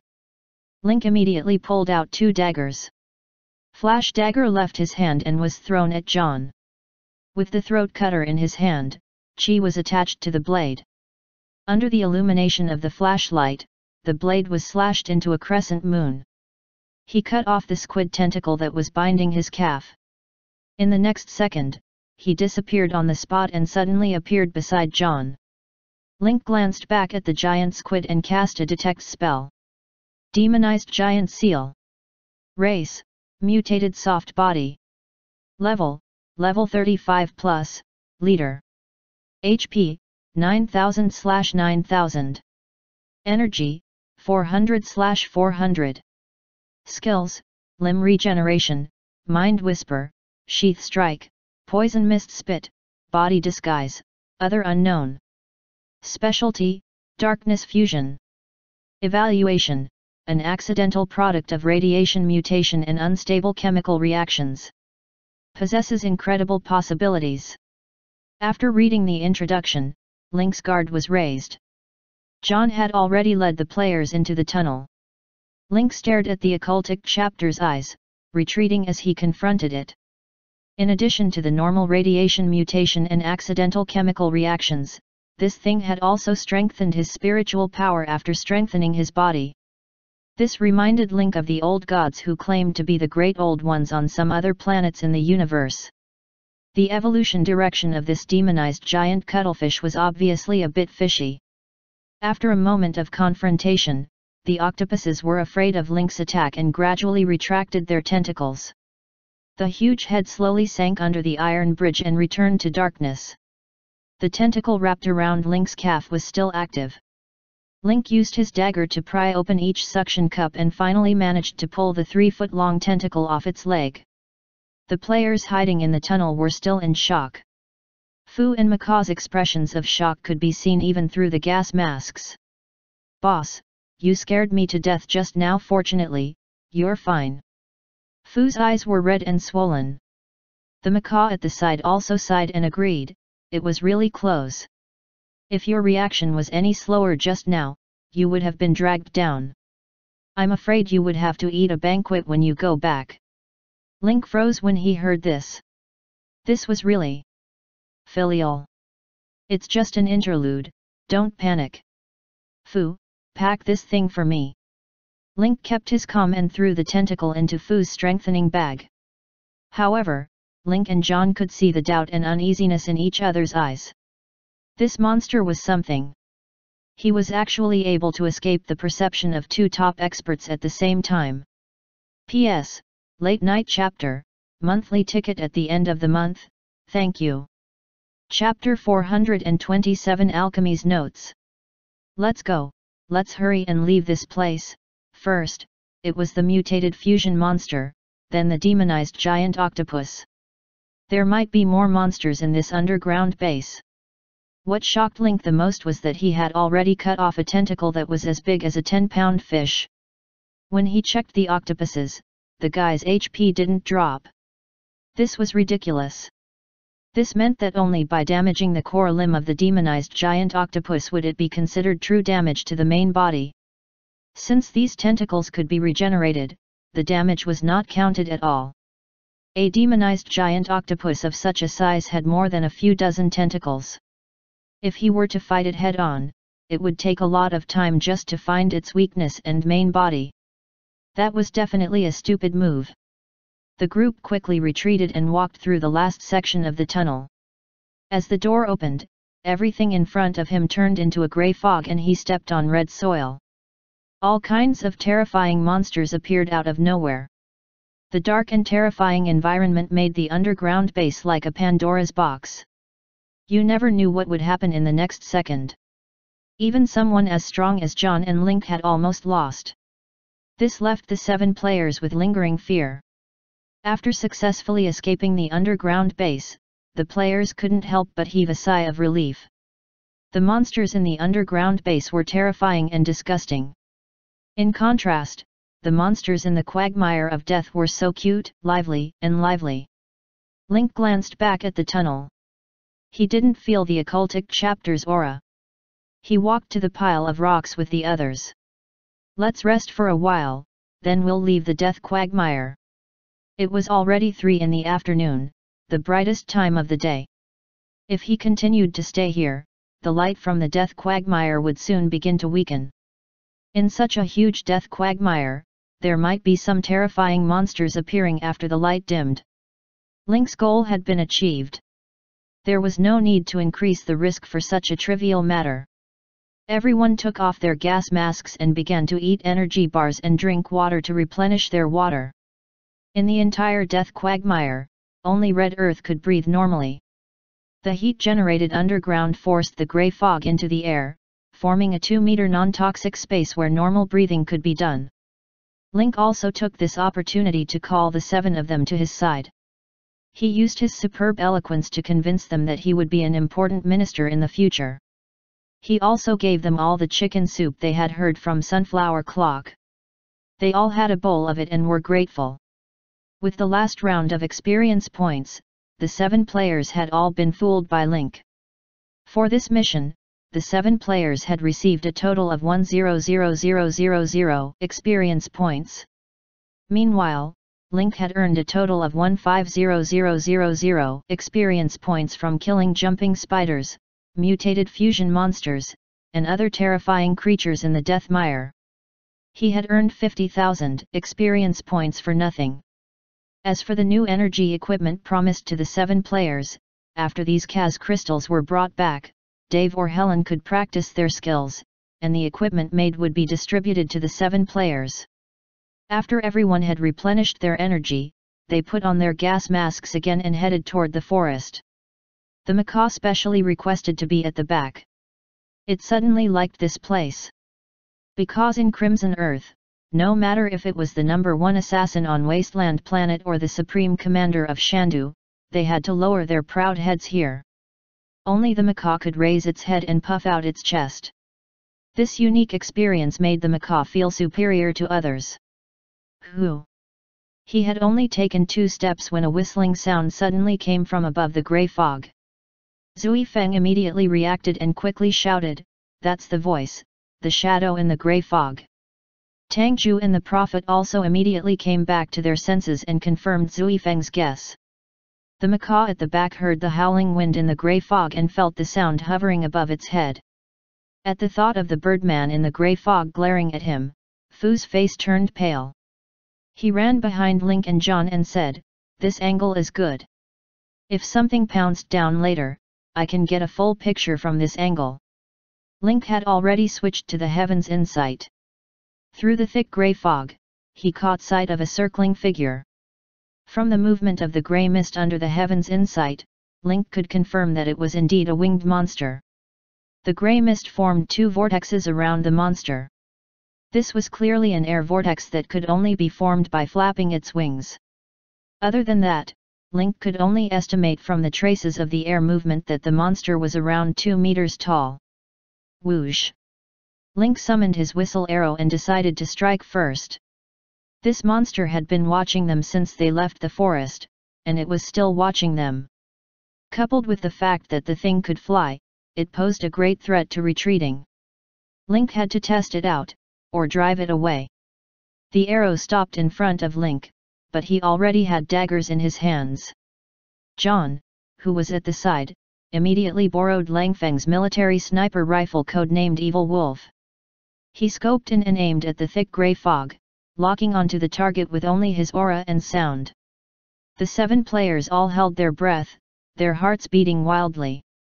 Link entered Bug Commander mode and silently fired the sentry arrows. After the arrow entered the grey fog, Birdman seemed to have sensed something and dodged it immediately. However, this dodge exposed him to John's sniper rifle. The sniper's muzzle was also equipped with a silencer. A low sound was accompanied by a wisp of smoke from the muzzle, and the bullet shot into the grey fog. In the next second, the Birdman, who was locked on by Link and John, disappeared from his spot. After a brief pause, he reappeared 3 meters ahead. Teleportation. Link and John's expressions turned serious. Monsters with extremely fast movement speed and spatial abilities were the most difficult to deal with. The whistle arrow followed, making a turn in the grey fog and continuing to follow the monster. Link's flashing dagger had also left his hand. It was just 2 meters in front of the Birdman. When the Birdman used his spatial ability to jump forward again, Link's dagger appeared. The next second, a handsome face appeared in front of the Birdman. At the same time, Link also saw the Birdman's appearance. It was a standard female face, but the hair on its body had begun to resemble that of a bird, and the hair on its temples was like grey fog. The wings had traces of a human arm, but most of them had been completely transformed. A pair of slender and tight legs, but the bare feet destroyed the beautiful scenery. The claws of the bird beast were extremely sharp and had some messy hair, looking ferocious and terrifying. The smooth skin of a human was replaced by the feathers of a bird, as if he was wrapped in a layer of close-fitting feather clothing. However, it didn't look disgusting or disgusting at all. Instead, it had an indescribable flirtatious and wild beauty. After Link was done admiring, he aimed at the Birdman's throat and slashed down. However, Link did not expect that the injured Birdman would suddenly merge with the grey fog and turn into a wisp of smoke. Just as she was about to escape, Link cast a detection spell on her and saw her information. Harpy. Race, Harpy. Level 40+, Leader. HP, 9000/9000. Energy, 5000/5000. Skills, Mind Transmission, Fog Walker, Lethal Shriek, Soul Extraction, Other Unknown.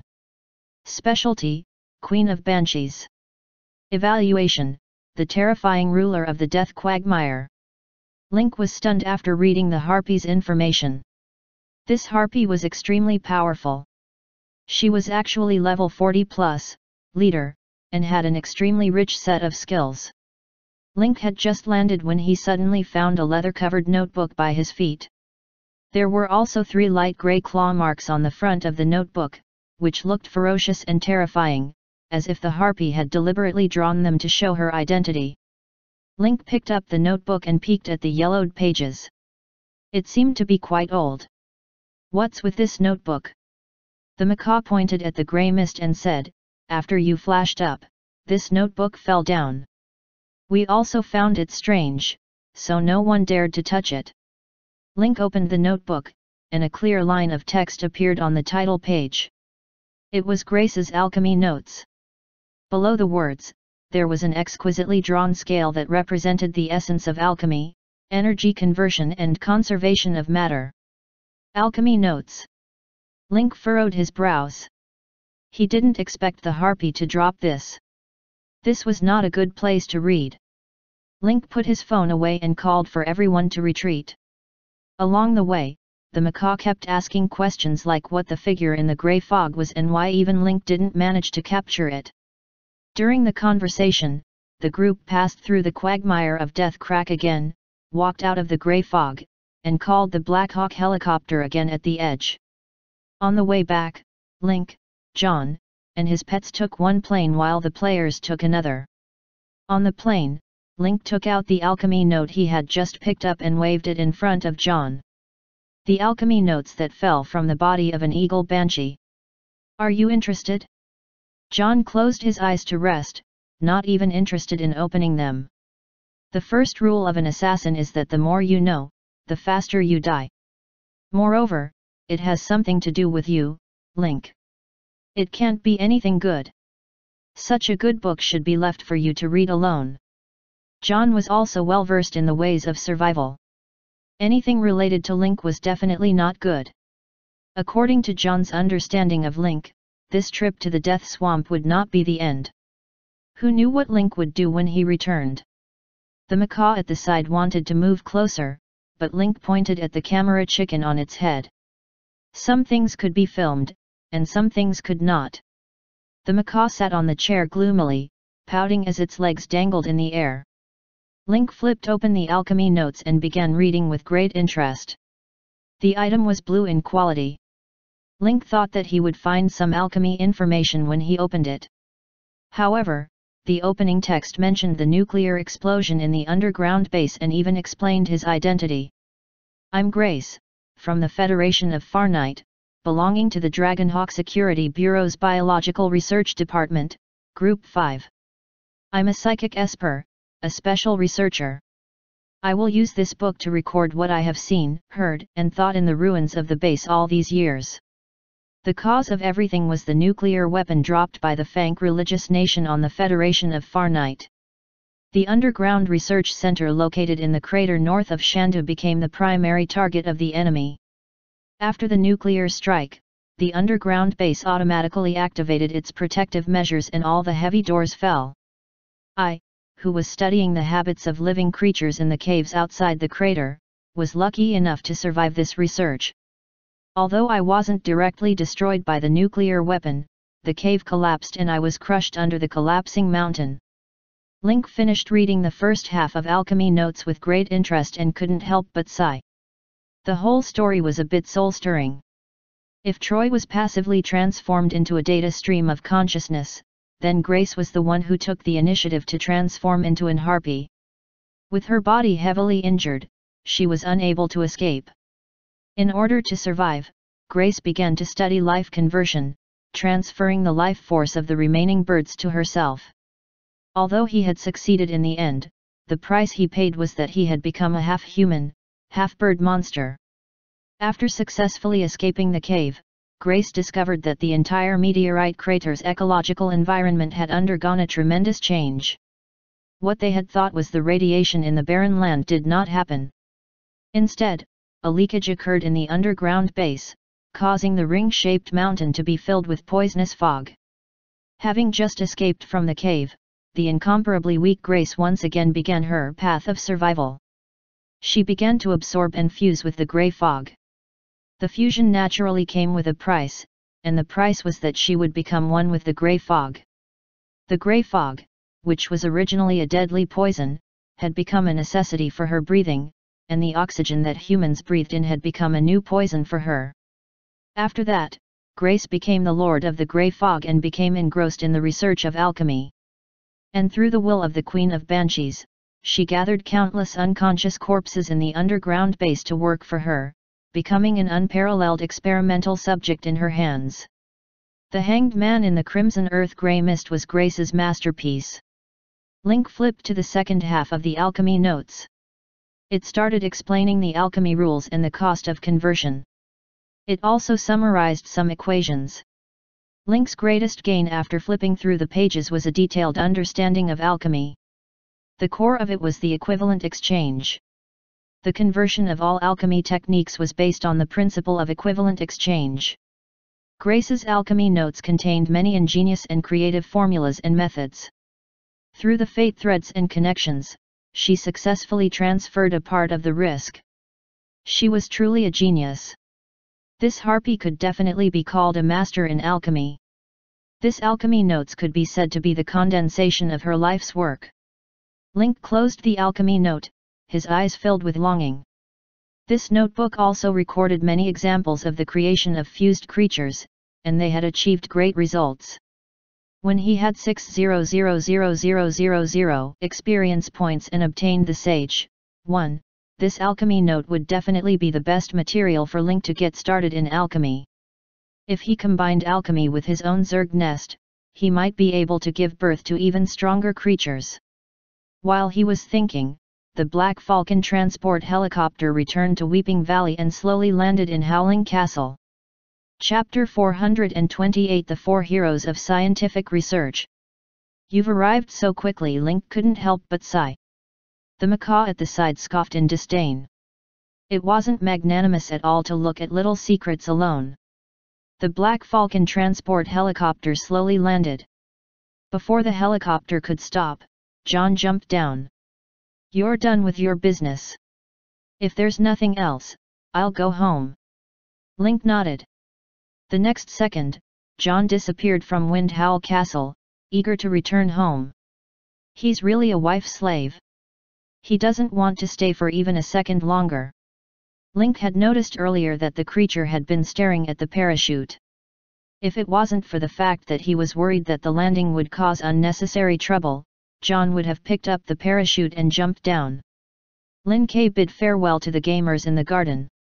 He promised them that he would be the first to obtain the new energy weapon. The players had worked hard for half a day to complete the mission just for this sentence. Equipment advantage was definitely one of the biggest advantages in Fate. The random blue equipment that they had been rewarded for sneaking into the city had already made several high-end players excited. According to Link, the new energy equipment this time could change the structure and characteristics of the Sand City and even the entire wasteland planet in the future. Naturally, they were looking forward to it.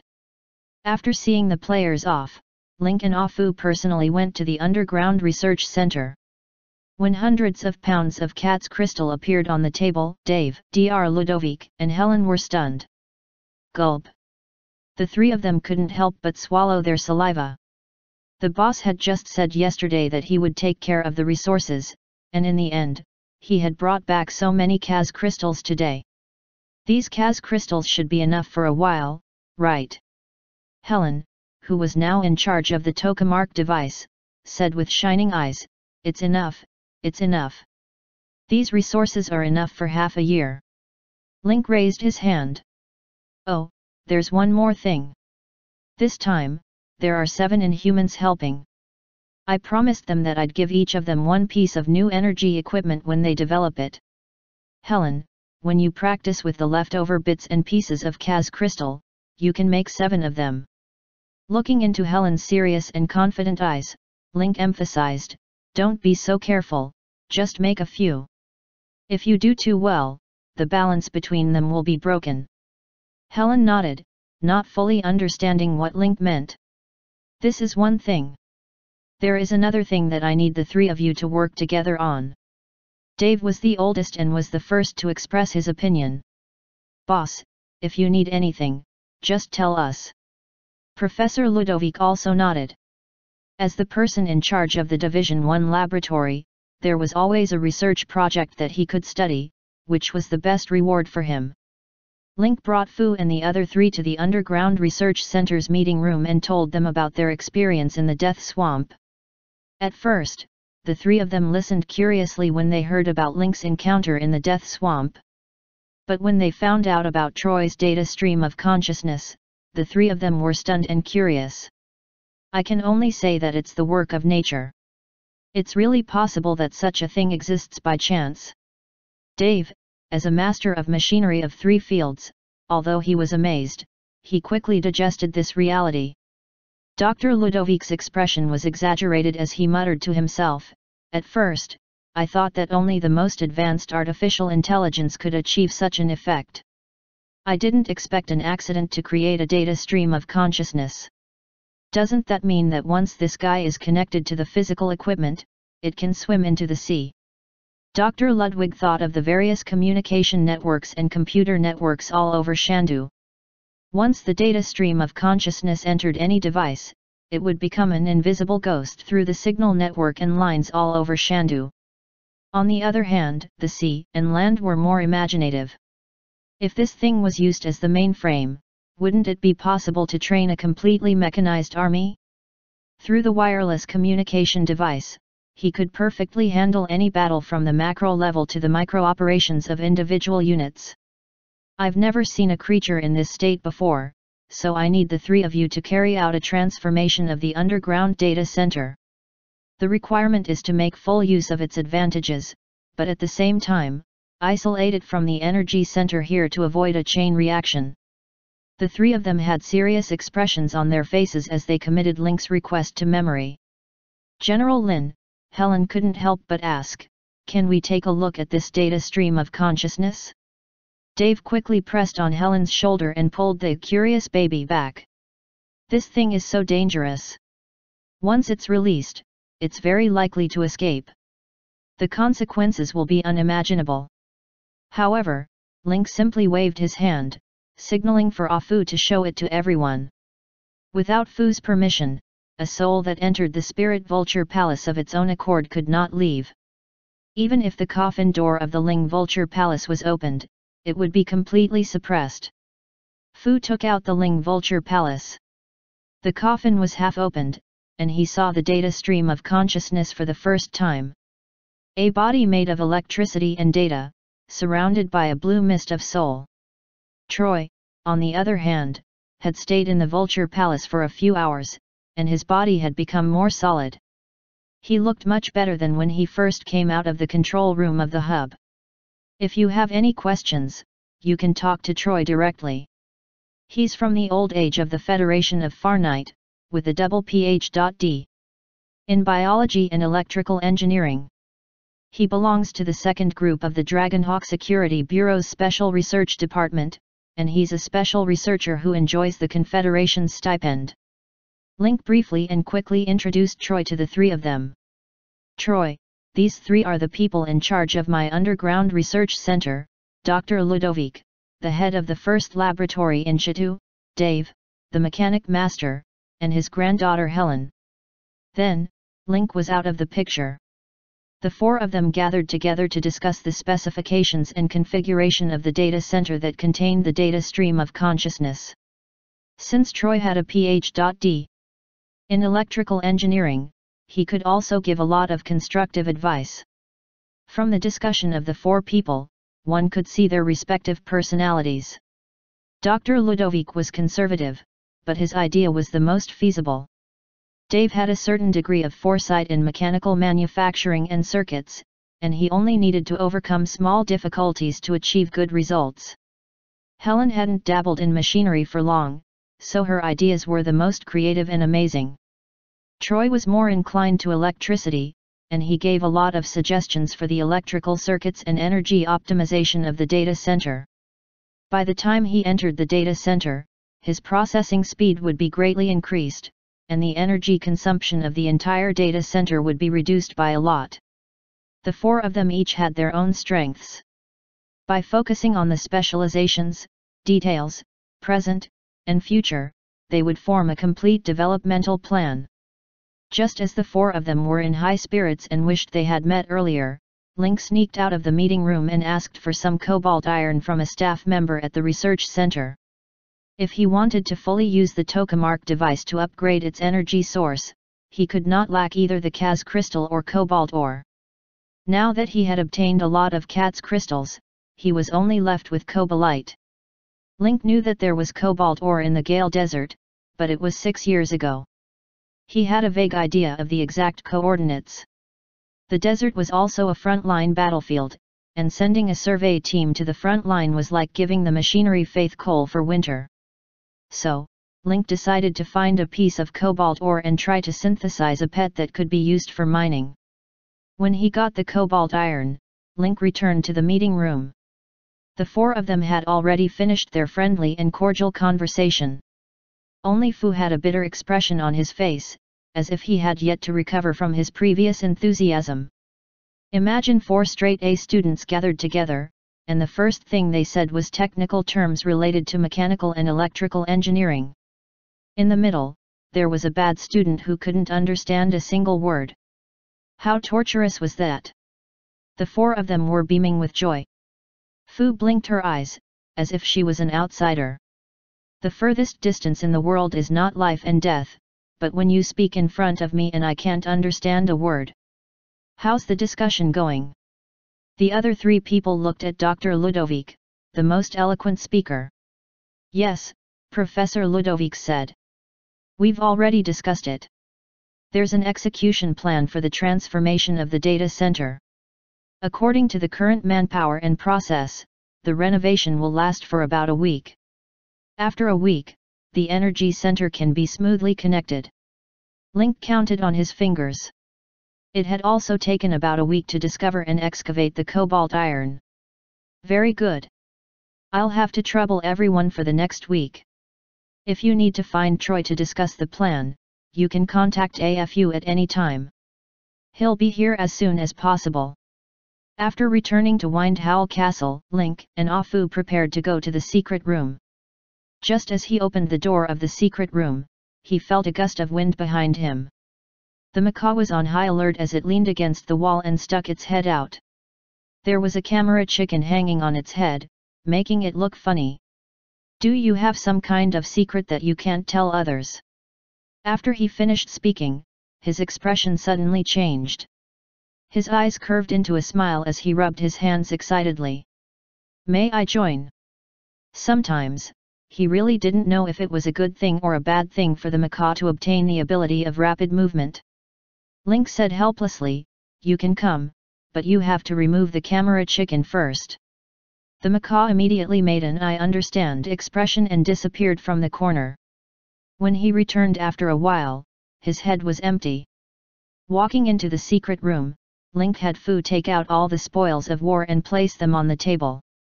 The giant radioactive spider's poison sac, live sludge monsters, grey fog samples, the connective tissue of the deformed fusion monster, and the squeaking tentacles of the demonized giant octopus. Link looked at the various materials on the table. This trip could be said to be fruitful. What a pity. The only thing missing is the Heartless. After the battle with the Harpy, Link's group retreated. However, when he arrived at the place where the flying daggers had been used to bind the Heartless, the flying daggers were still on the ground, but the Heartless had mysteriously disappeared.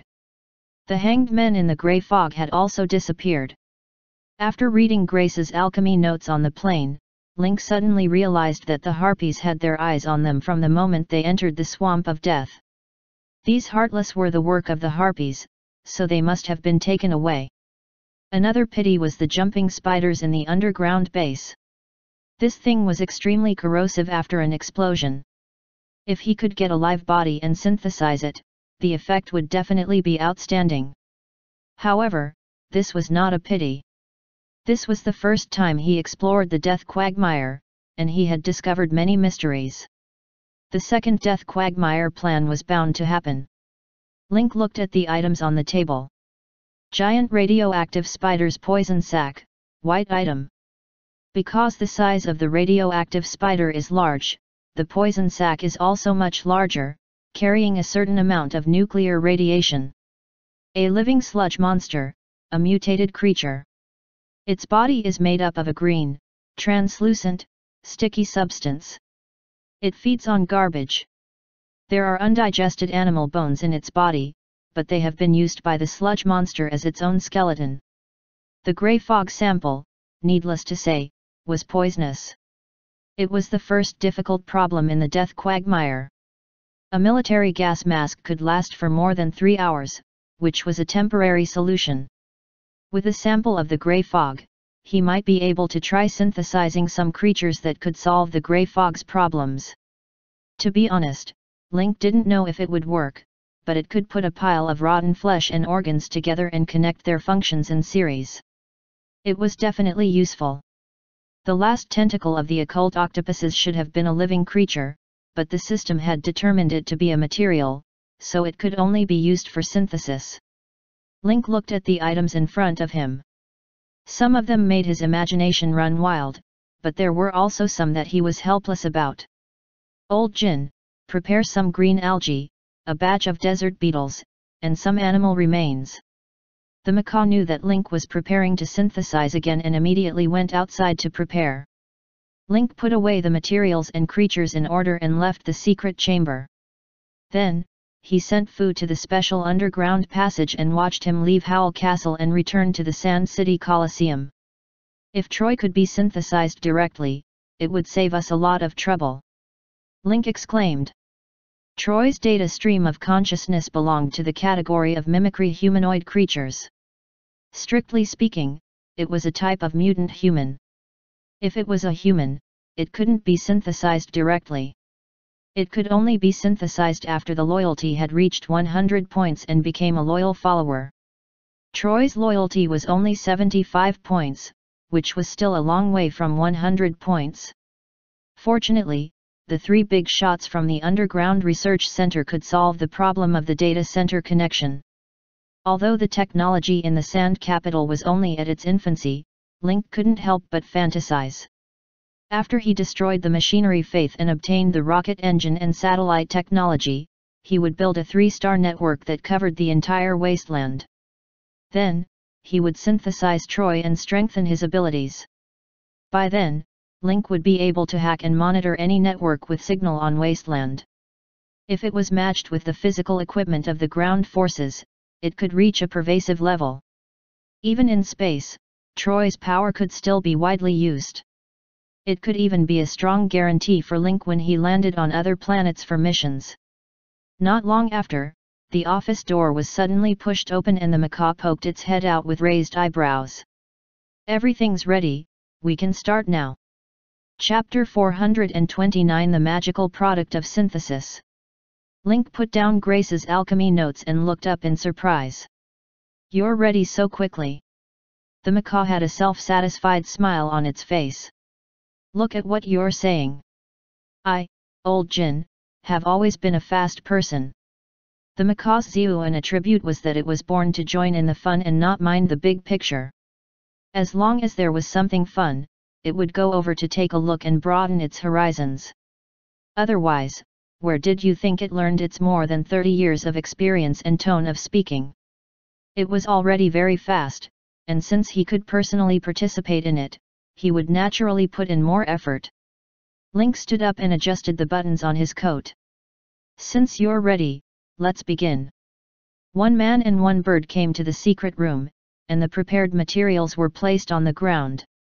The first was the green algae. Green algae had a photosynthesis-like color that could absorb the carbon dioxide in the air and release oxygen. Link's idea was to combine the green algae and the grey fog into a plant that could absorb the grey fog and release oxygen. Then, he would put it into the death quagmire on a large scale to solve the problem of the poisonous grey fog within dozens of kilometers. Link split the grey fog in two and used only one part to synthesize it. The rest still had research and synthesis value. He entered the synthesis interface and the synthesis formula appeared. Green algae plus grey fog equals compatibility 100%. Bone synthesis will consume 100 health points. Do you wish to synthesize? Yes/no. Incubation time of the blood cocoon, 10 minutes. No problem. The green algae and grey fog had extremely high compatibility. Both were white quality items, and when the compatibility reached 100%, the product of the synthesis would definitely be green quality. Combining a box of green algae only consumed 100 health points. What were they waiting for? Did they feel like they had made a killing? His palm quickly absorbed the grey mist in the container, and then a blood cocoon spread out from his other hand and wrapped the entire box of green algae. The surface of the green algae was covered with a layer of red fat-like film, which looked delicate and beautiful, with a bit of the strange and flirtatious exquisiteness of the blood clan. Green grade. Lin Ke was already looking forward to the effects of the new synthetic. Putting the green algae to one side, Link turned his attention to the desert beetle. The desert beetle, also known as the desert mantis, was known as the dung beetle by outsiders. In the desert countries of the old era, it was known as the sacred beetle. The desert still had the habit of not hurting the bear cockroach. It was said that once the bear cockroach was killed, the soul would be rejected into heaven after death. As the most common creature in the Gale Desert, the dung beetle was covered in a thick chitin shell. Its body was extremely hard and strong.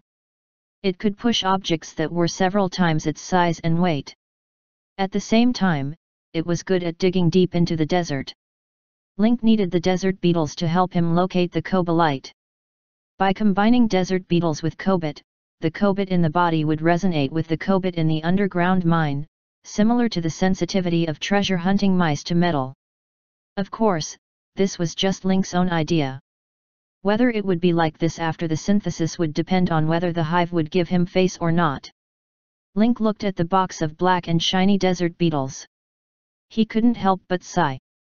You're quite generous when you do things. You have a box of everything. The macaw giggled and patted a big box beside it. Of course, how can you be a secretary if you're so stingy?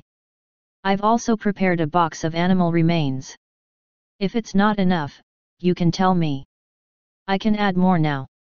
As Link entered the synthesis interface to add options, he said faintly, if you don't want to throw up again, I suggest you put away this dangerous thought. Very quickly, a new formula appeared on the synthesis interface. Desert beetles, 100, plus cobalt, green, equals. Compatibility, 90%. Bone synthesis will consume 800 health points. Do you wish to synthesize? Yes/no.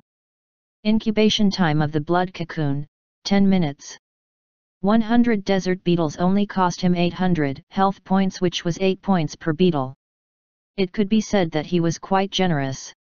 For Lin Ke, who had 10,000 health points, 800 health points was nothing.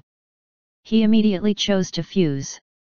The cobalt ore in his hand was absorbed, and the remaining rock was crushed into gravel, which fell to the ground through the cracks in his palm.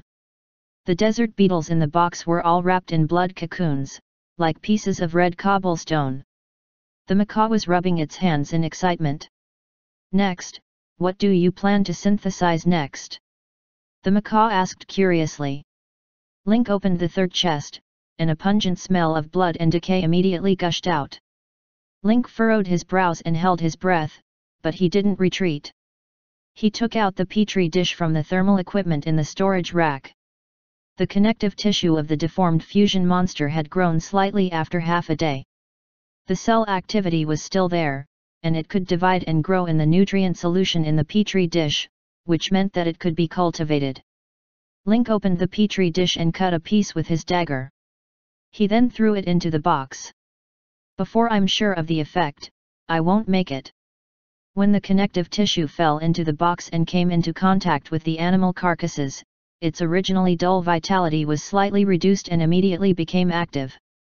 Like a hunter who had sniffed his prey, he began to wander on the surface of the animal remains, picking and choosing. When the connective tissue passed through the surface of the animal carcass, some animals' fur, oil, and fascias gradually disintegrated, but the connective tissue increased and began to form adhesion between bones and bones. The remains of the dead animals started to move in the wooden box. Although it knew the theory behind it, the macaw's scalp still went numb and it felt creepy. A pile of rotten and damaged wreckage, under the effect of some connective tissues, actually regained life and consciousness. To be precise, these limbs had become puppets of connective tissue. As more and more connective tissue remains were found, the resources that could be mobilized gradually increased. However, it soon reached its limit. A small monster that had fused wolf legs, deerskin, frog legs, and various unknown biological tissues crawled out of the box with difficulty and fell to the ground. It could be seen that because he was still unfamiliar with the control of his muscles after the fusion, he was struggling to move and was on the verge of collapse. However, it could be seen that the connective tissue went deep into the muscular layer. As he tried to modify the force points and adjust the connective content of various adhesion parts, he quickly adjusted and optimized the speed and balance. Link observed silently from the side. When the macaw saw this disgusting monster, it had goosebumps all over its body.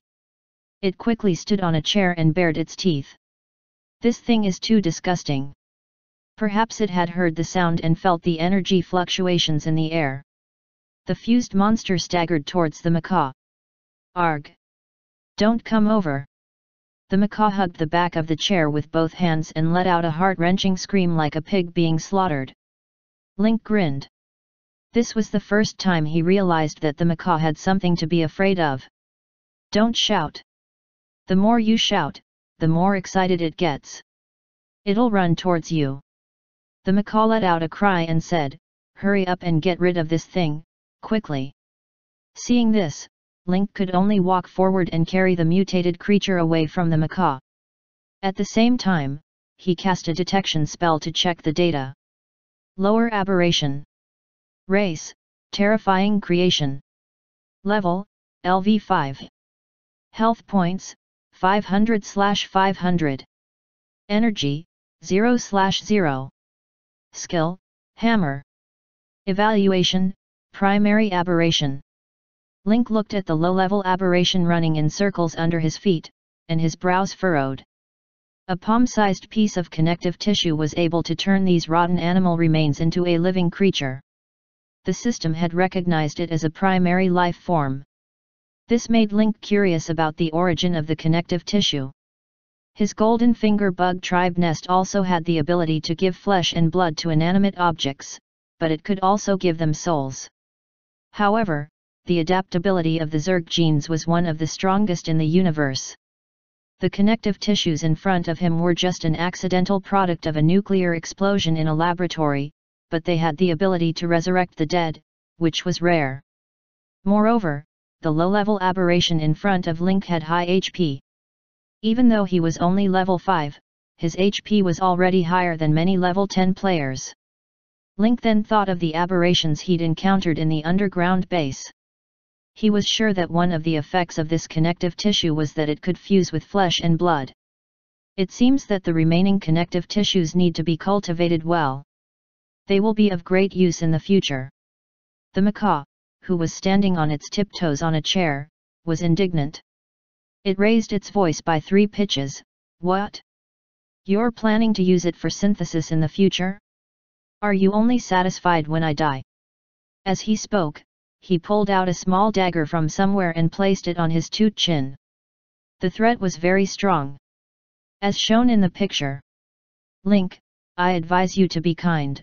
The macaw's eyes were in a daze, and bean-sized tears were rolling in its eyes. Link grabbed the low-level aberration, opened the secret room, and threw it out. That's great, you can come down now. Link patted the macaw's shoulder and comforted it. I'm just doing an experiment to see the effects of this thing. It's just a thought, don't be too nervous. The vigilance in the macaw's eyes did not disappear. Its eyes were as sharp as Detective Conan's eyes under the shining glasses. It immediately discovered Link's abnormality. Although you're comforting me, your eyes never left the wooden box. This means that you're still thinking about the synthesis. Link quickly tried to change the topic.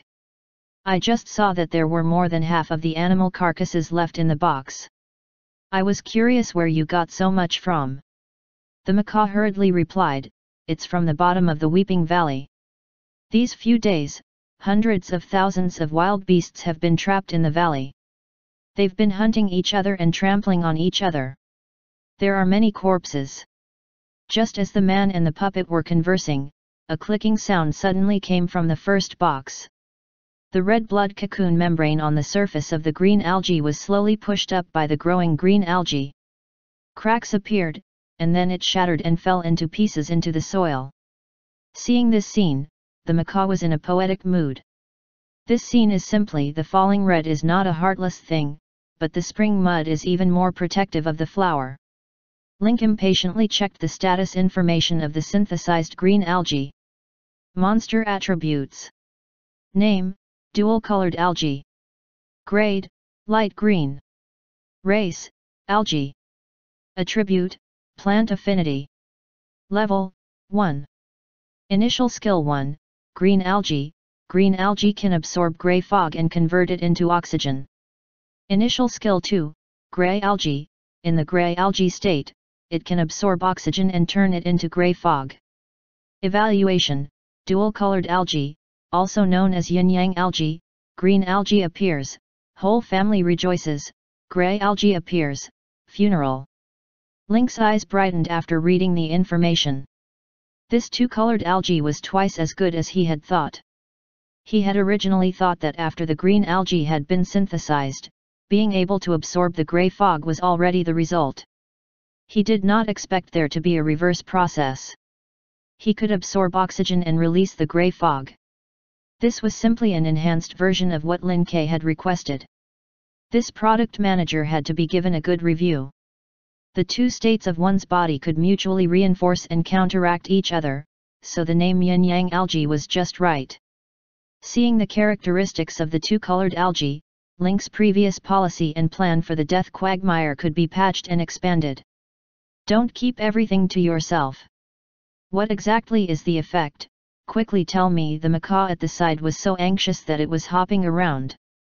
Then, Link explained the abilities of the two-colored algae to the macaw. After hearing it, the macaw was stunned. After a long while, the macaw clapped and cheered, "Wonderful, it's really a wonderful frog seed walking into Mickey Mouse's house of wonder while eating a crispy horn. Wonderful. With this good thing, I can directly throw it into the death quagmire and sweep away the grey fog inside. When we go, we'll absorb all the grey fog and release it after we leave. This way, as long as we block the gas mask Link, the death quagmire will become the big warehouse behind the Sand City." Link was taken aback. What the macaw said was exactly what he was thinking. Since he could control whether the grey fog was released or not, the entire quagmire of death would be the Sand City's back garden, strategic base, and experimental field. Even the base was ready, the only problem was the monsters inside. However, this did not matter. After Link obtained the majority of the profits, he would leave the rest of the monsters for the players to explore. He would let the players play the role of cleaners and be responsible for clearing the monsters and rebuilding the base. It just so happened that after the battle with the two desert forces, the average level of the players should be around level 20. The Death Quagmire's strength was around level 30, so the connection was smooth. Furthermore, on the road from the Sand City to the Death Mire, he could combine the large, medium, and small towns and villages together, and build a commercial trade transfer station similar to the one in Shenmue City, which would be mainly responsible for trading with Dragon City. When the players finished exploring the Death Quagmire, they could return to Shenmue City to clear the Fall of the King of Sand City dungeon, followed by the Moro's Tower dungeon. At this moment, the players who were busy doing missions in the Sand City would never have thought that they had already been arranged by Link to be guaranteed to reach level 50. Not bad, old Jin. Your thoughts are in line with mine. However, remember not to disclose this matter to anyone. The road must be walked step by step, and the mantu must be eaten bite by bite. You can't be anxious, or you'll choke. The macaw stretched out its wings and made an OK gesture to express its understanding. As soon as the two of them finished speaking, another box on the side also made a cracking sound. It was the sound of the blood cocoon shattering and the beetle hatching. Chapter 430 Super Strong Fetters. The macaw ran to the wooden box, tiptoed, and stretched its neck to look inside. The desert beetle shook its body and broke free from the red scabs and blood cocoons on its surface, twisting its body with all its might. The previously black and shiny chitin outer shell was now suffused with a layer of silver-white metallic luster. The limbs of the desert beetle also showed signs of metallization, looking like a detailed and real silver handicraft. Link walked to the box and put his hands on the edge of the wood to investigate the new synthetic material. Monster attributes. Name, Cobalt Beetle. Grade, Light Green. Race, Scarab Family. Attribute, Metal Affinity. Level, 2. Initial Skill 1, Mountain Search. Cobalt beetles can search for cobalite of the same origin. Initial Skill 2, Move Mountains. The cobalt beetles can strip away the cobalt elements in the cobalt ores, roll them into balls, and transport them back. Evaluation: Cobalt beetles move mountains for hundreds of generations. It was another pet that was perfectly suited to her.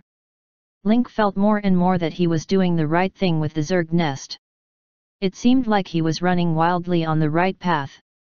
All right, old Jin, let's go. Link walked out of the secret chamber with the chest containing the cobalt beetles in one hand and the chest containing the remains of the animals in the other. Here, take care of these animal remains. I'll take the cobalt beetles to do something important. The macaw's small eyes darted back and forth in the corridor.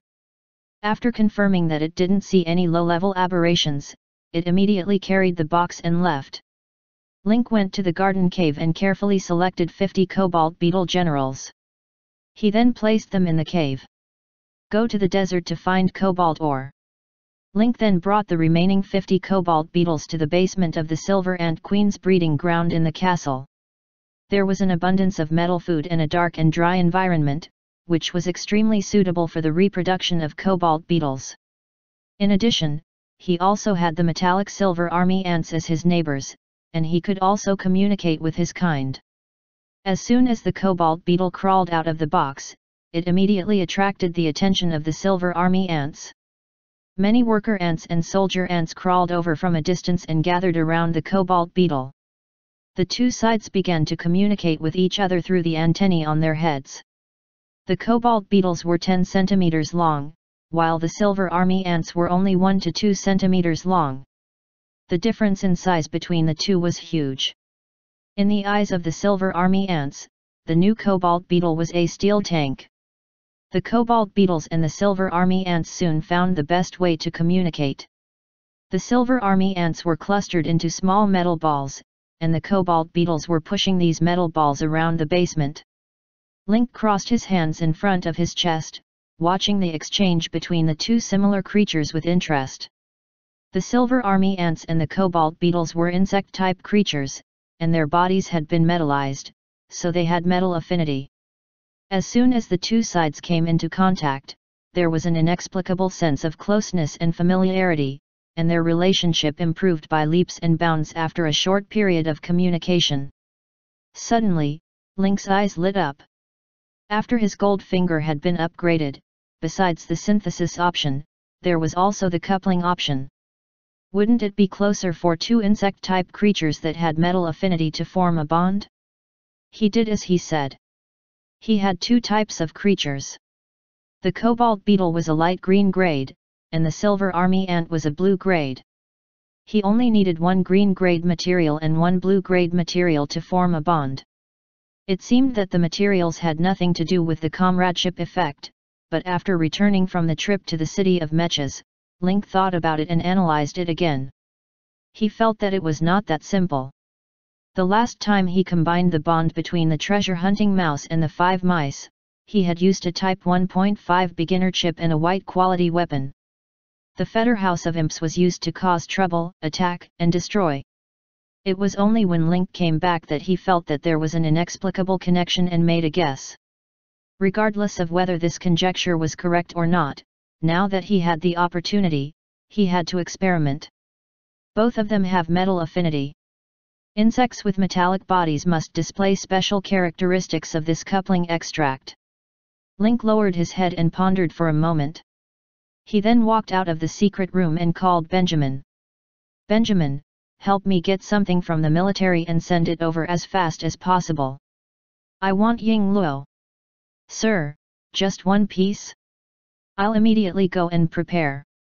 After hanging up, Link didn't rush back to the basement. Instead, he went to the secret room and took out a box of bicolored algae. Since the cobalt beetles and the silver army ants could form a bond, the dual-colored algae and other plant creatures could also form a bond to practice their skills. Different from metal affinity creatures, the dual-colored algae was a plant, so if they found their kind that had a natural affinity with nature, the comradeship effect might be better. Link counted all of his pets. There were many creatures that were naturally friendly, but not many were plants. At most, there were only the illusion vine and the sunflowers. If it's a plant, what material should I use to fill the coupling effect? Link looked at the box of bicolored algae and became worried. Every synthesis was a test of thought. Link ignored the other details and organized his thoughts, trying to figure out the core essence. The fusion of the two colored algae is to put it into the death quagmire and control the gray fog of the death quagmire. The only requirement for the dual-colored algae was rapid reproduction, and the same requirement for the illusionary vine. The effect of a single illusionary vine is not amazing, but when a group of illusionary vines appear, the group binding effect is extremely amazing. Therefore, in essence, for this type of plant, the advantage of quantity is greater than its function. The number of plants determines the strength of their function. Quantity is the core essence. Link organized his thoughts. Then his eyes lit up. He knew what kind of coupling material he should use. He went to the storage room where the servants kept the items. After rummaging for a long time, he finally found a bottle. On it were 2 big words: Herbalist Agent. Below it was a line of small words produced by the Lin Group. The strong herbalist produced by Lin's group was genuine. Link took the herbalist potion and started working on it in the coupling interface. Dual-colored algae, green, hallucinatory vine, green, sunflower, white, connectivity rating was 99.99%. 2 green and 1 white materials are required to form the coupling. Do you wish to form the coupling? The ingredients Link used for the sacrificial ritual were the paralyzing poison, green, moonwell water, green, and the herbalist, white. Now that all the materials are here, don't let me down. After choosing 3 creatures and sacrificing the materials, the second effect appeared on the coupling interface, overflowing green. Exuberant verdant, green when the dusk color algae, illusionary vine, and sunflowers appear at the same time, their growth speed is increased by 10 times. Their night recovery rate is doubled. The illusionary vine's hallucinatory and poisonous effects are doubled. After reading the effects, Link's lips curled up. He had guessed it right again. The comradeship effect was indeed linked to the synthetic materials. The powerful growth ability he had expected had also been realized, and he had also inherited the effects of the moonwell water and the numbing poison. The only thing he had to do now was to pick a good day to pack up these 3 creatures and arrange for a helicopter to drop them into the death quagmire. Next, they just had to watch the show. Link was satisfied. He just had to wait for Benjamin to send the things over, and then he could build the second comradeship. However, just as he stepped out of the office, someone hugged his thigh. It was a macaw. The macaw trembled and was nervous. Even the macaw that was not afraid of anything would panic at times. "What's wrong?" asked Link. The macaw's eyes darted around, full of vigilance. "The primary aberration you threw out earlier is gone."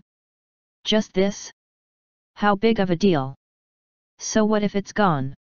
It's such a small thing without a head or eyes. I don't know where it went."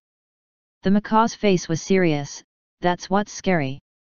I noticed that the door to my room was slightly ajar. I don't know if I forgot to close it or if the wind blew it open. I even suspect that a primary aberration might have run in." The macaw pushed Link and pleaded, "Accompany me to the room to take a look." Link shrugged. "I'm already in my 30s, why should I be afraid of a low-level aberration?" Okay. I'll go over and help you take a look." Link had no choice but to help the macaw solve its worry before Benjamin arrived. When he arrived at the macaw's room, Link looked left and right. He turned every corner of the room upside down, but he couldn't find the primary aberration. "All right, can you be at ease now?" The macaw's face was serious. "Although there's no one in the room, I don't know if this thing is hiding in some dark corner and peeking at me." Link chuckled. "Peeping? Low-level aberrations didn't even have eyes. Peeping with a chicken?"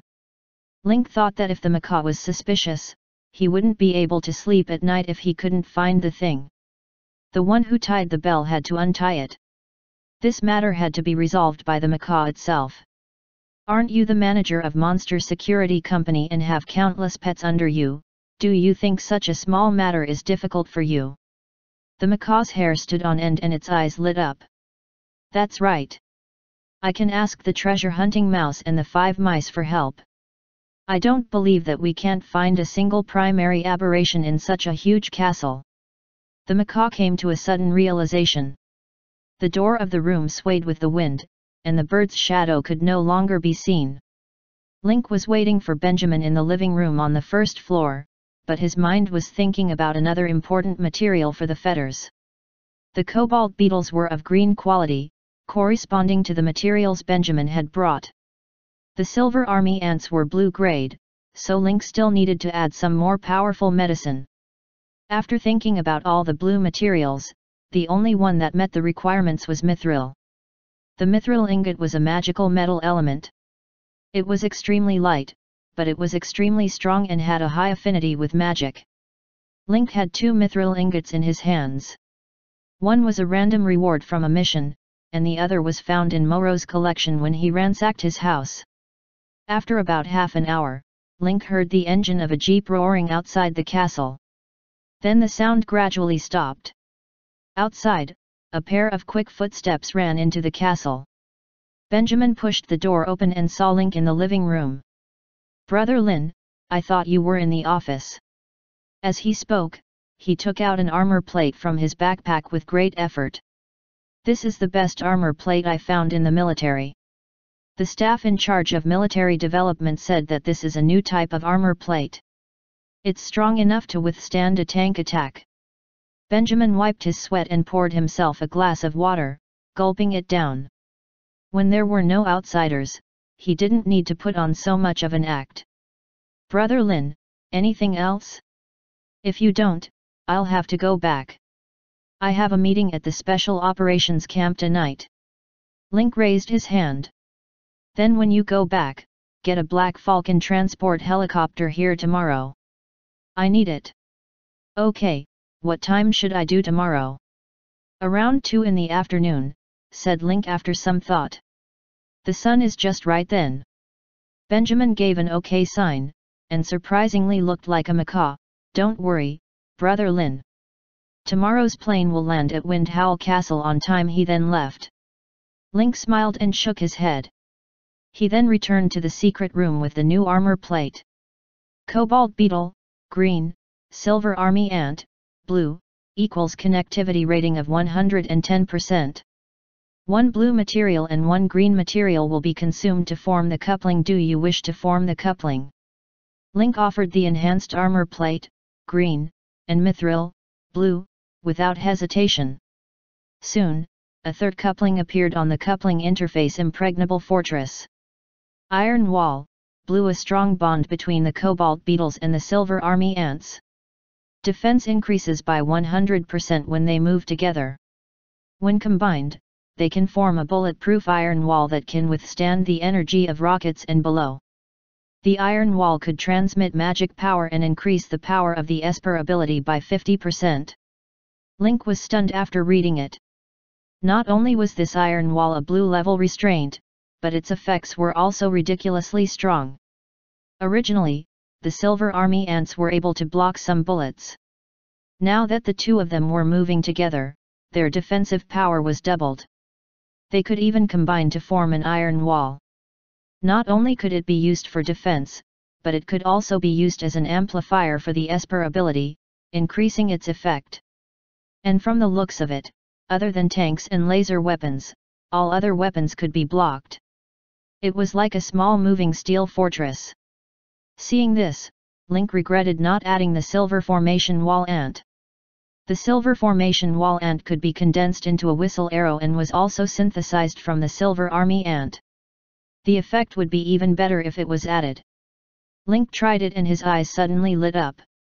According to the rules of the coupling system, it was possible to add a new member to the coupling system as long as the corresponding level of sacrificial materials were provided.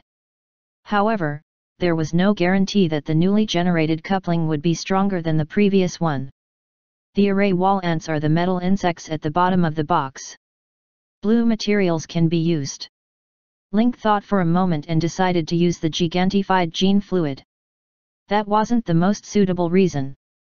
It was because of the two sets of blue materials. Other than the gigantified gene fluid, there were only fire elemental particles.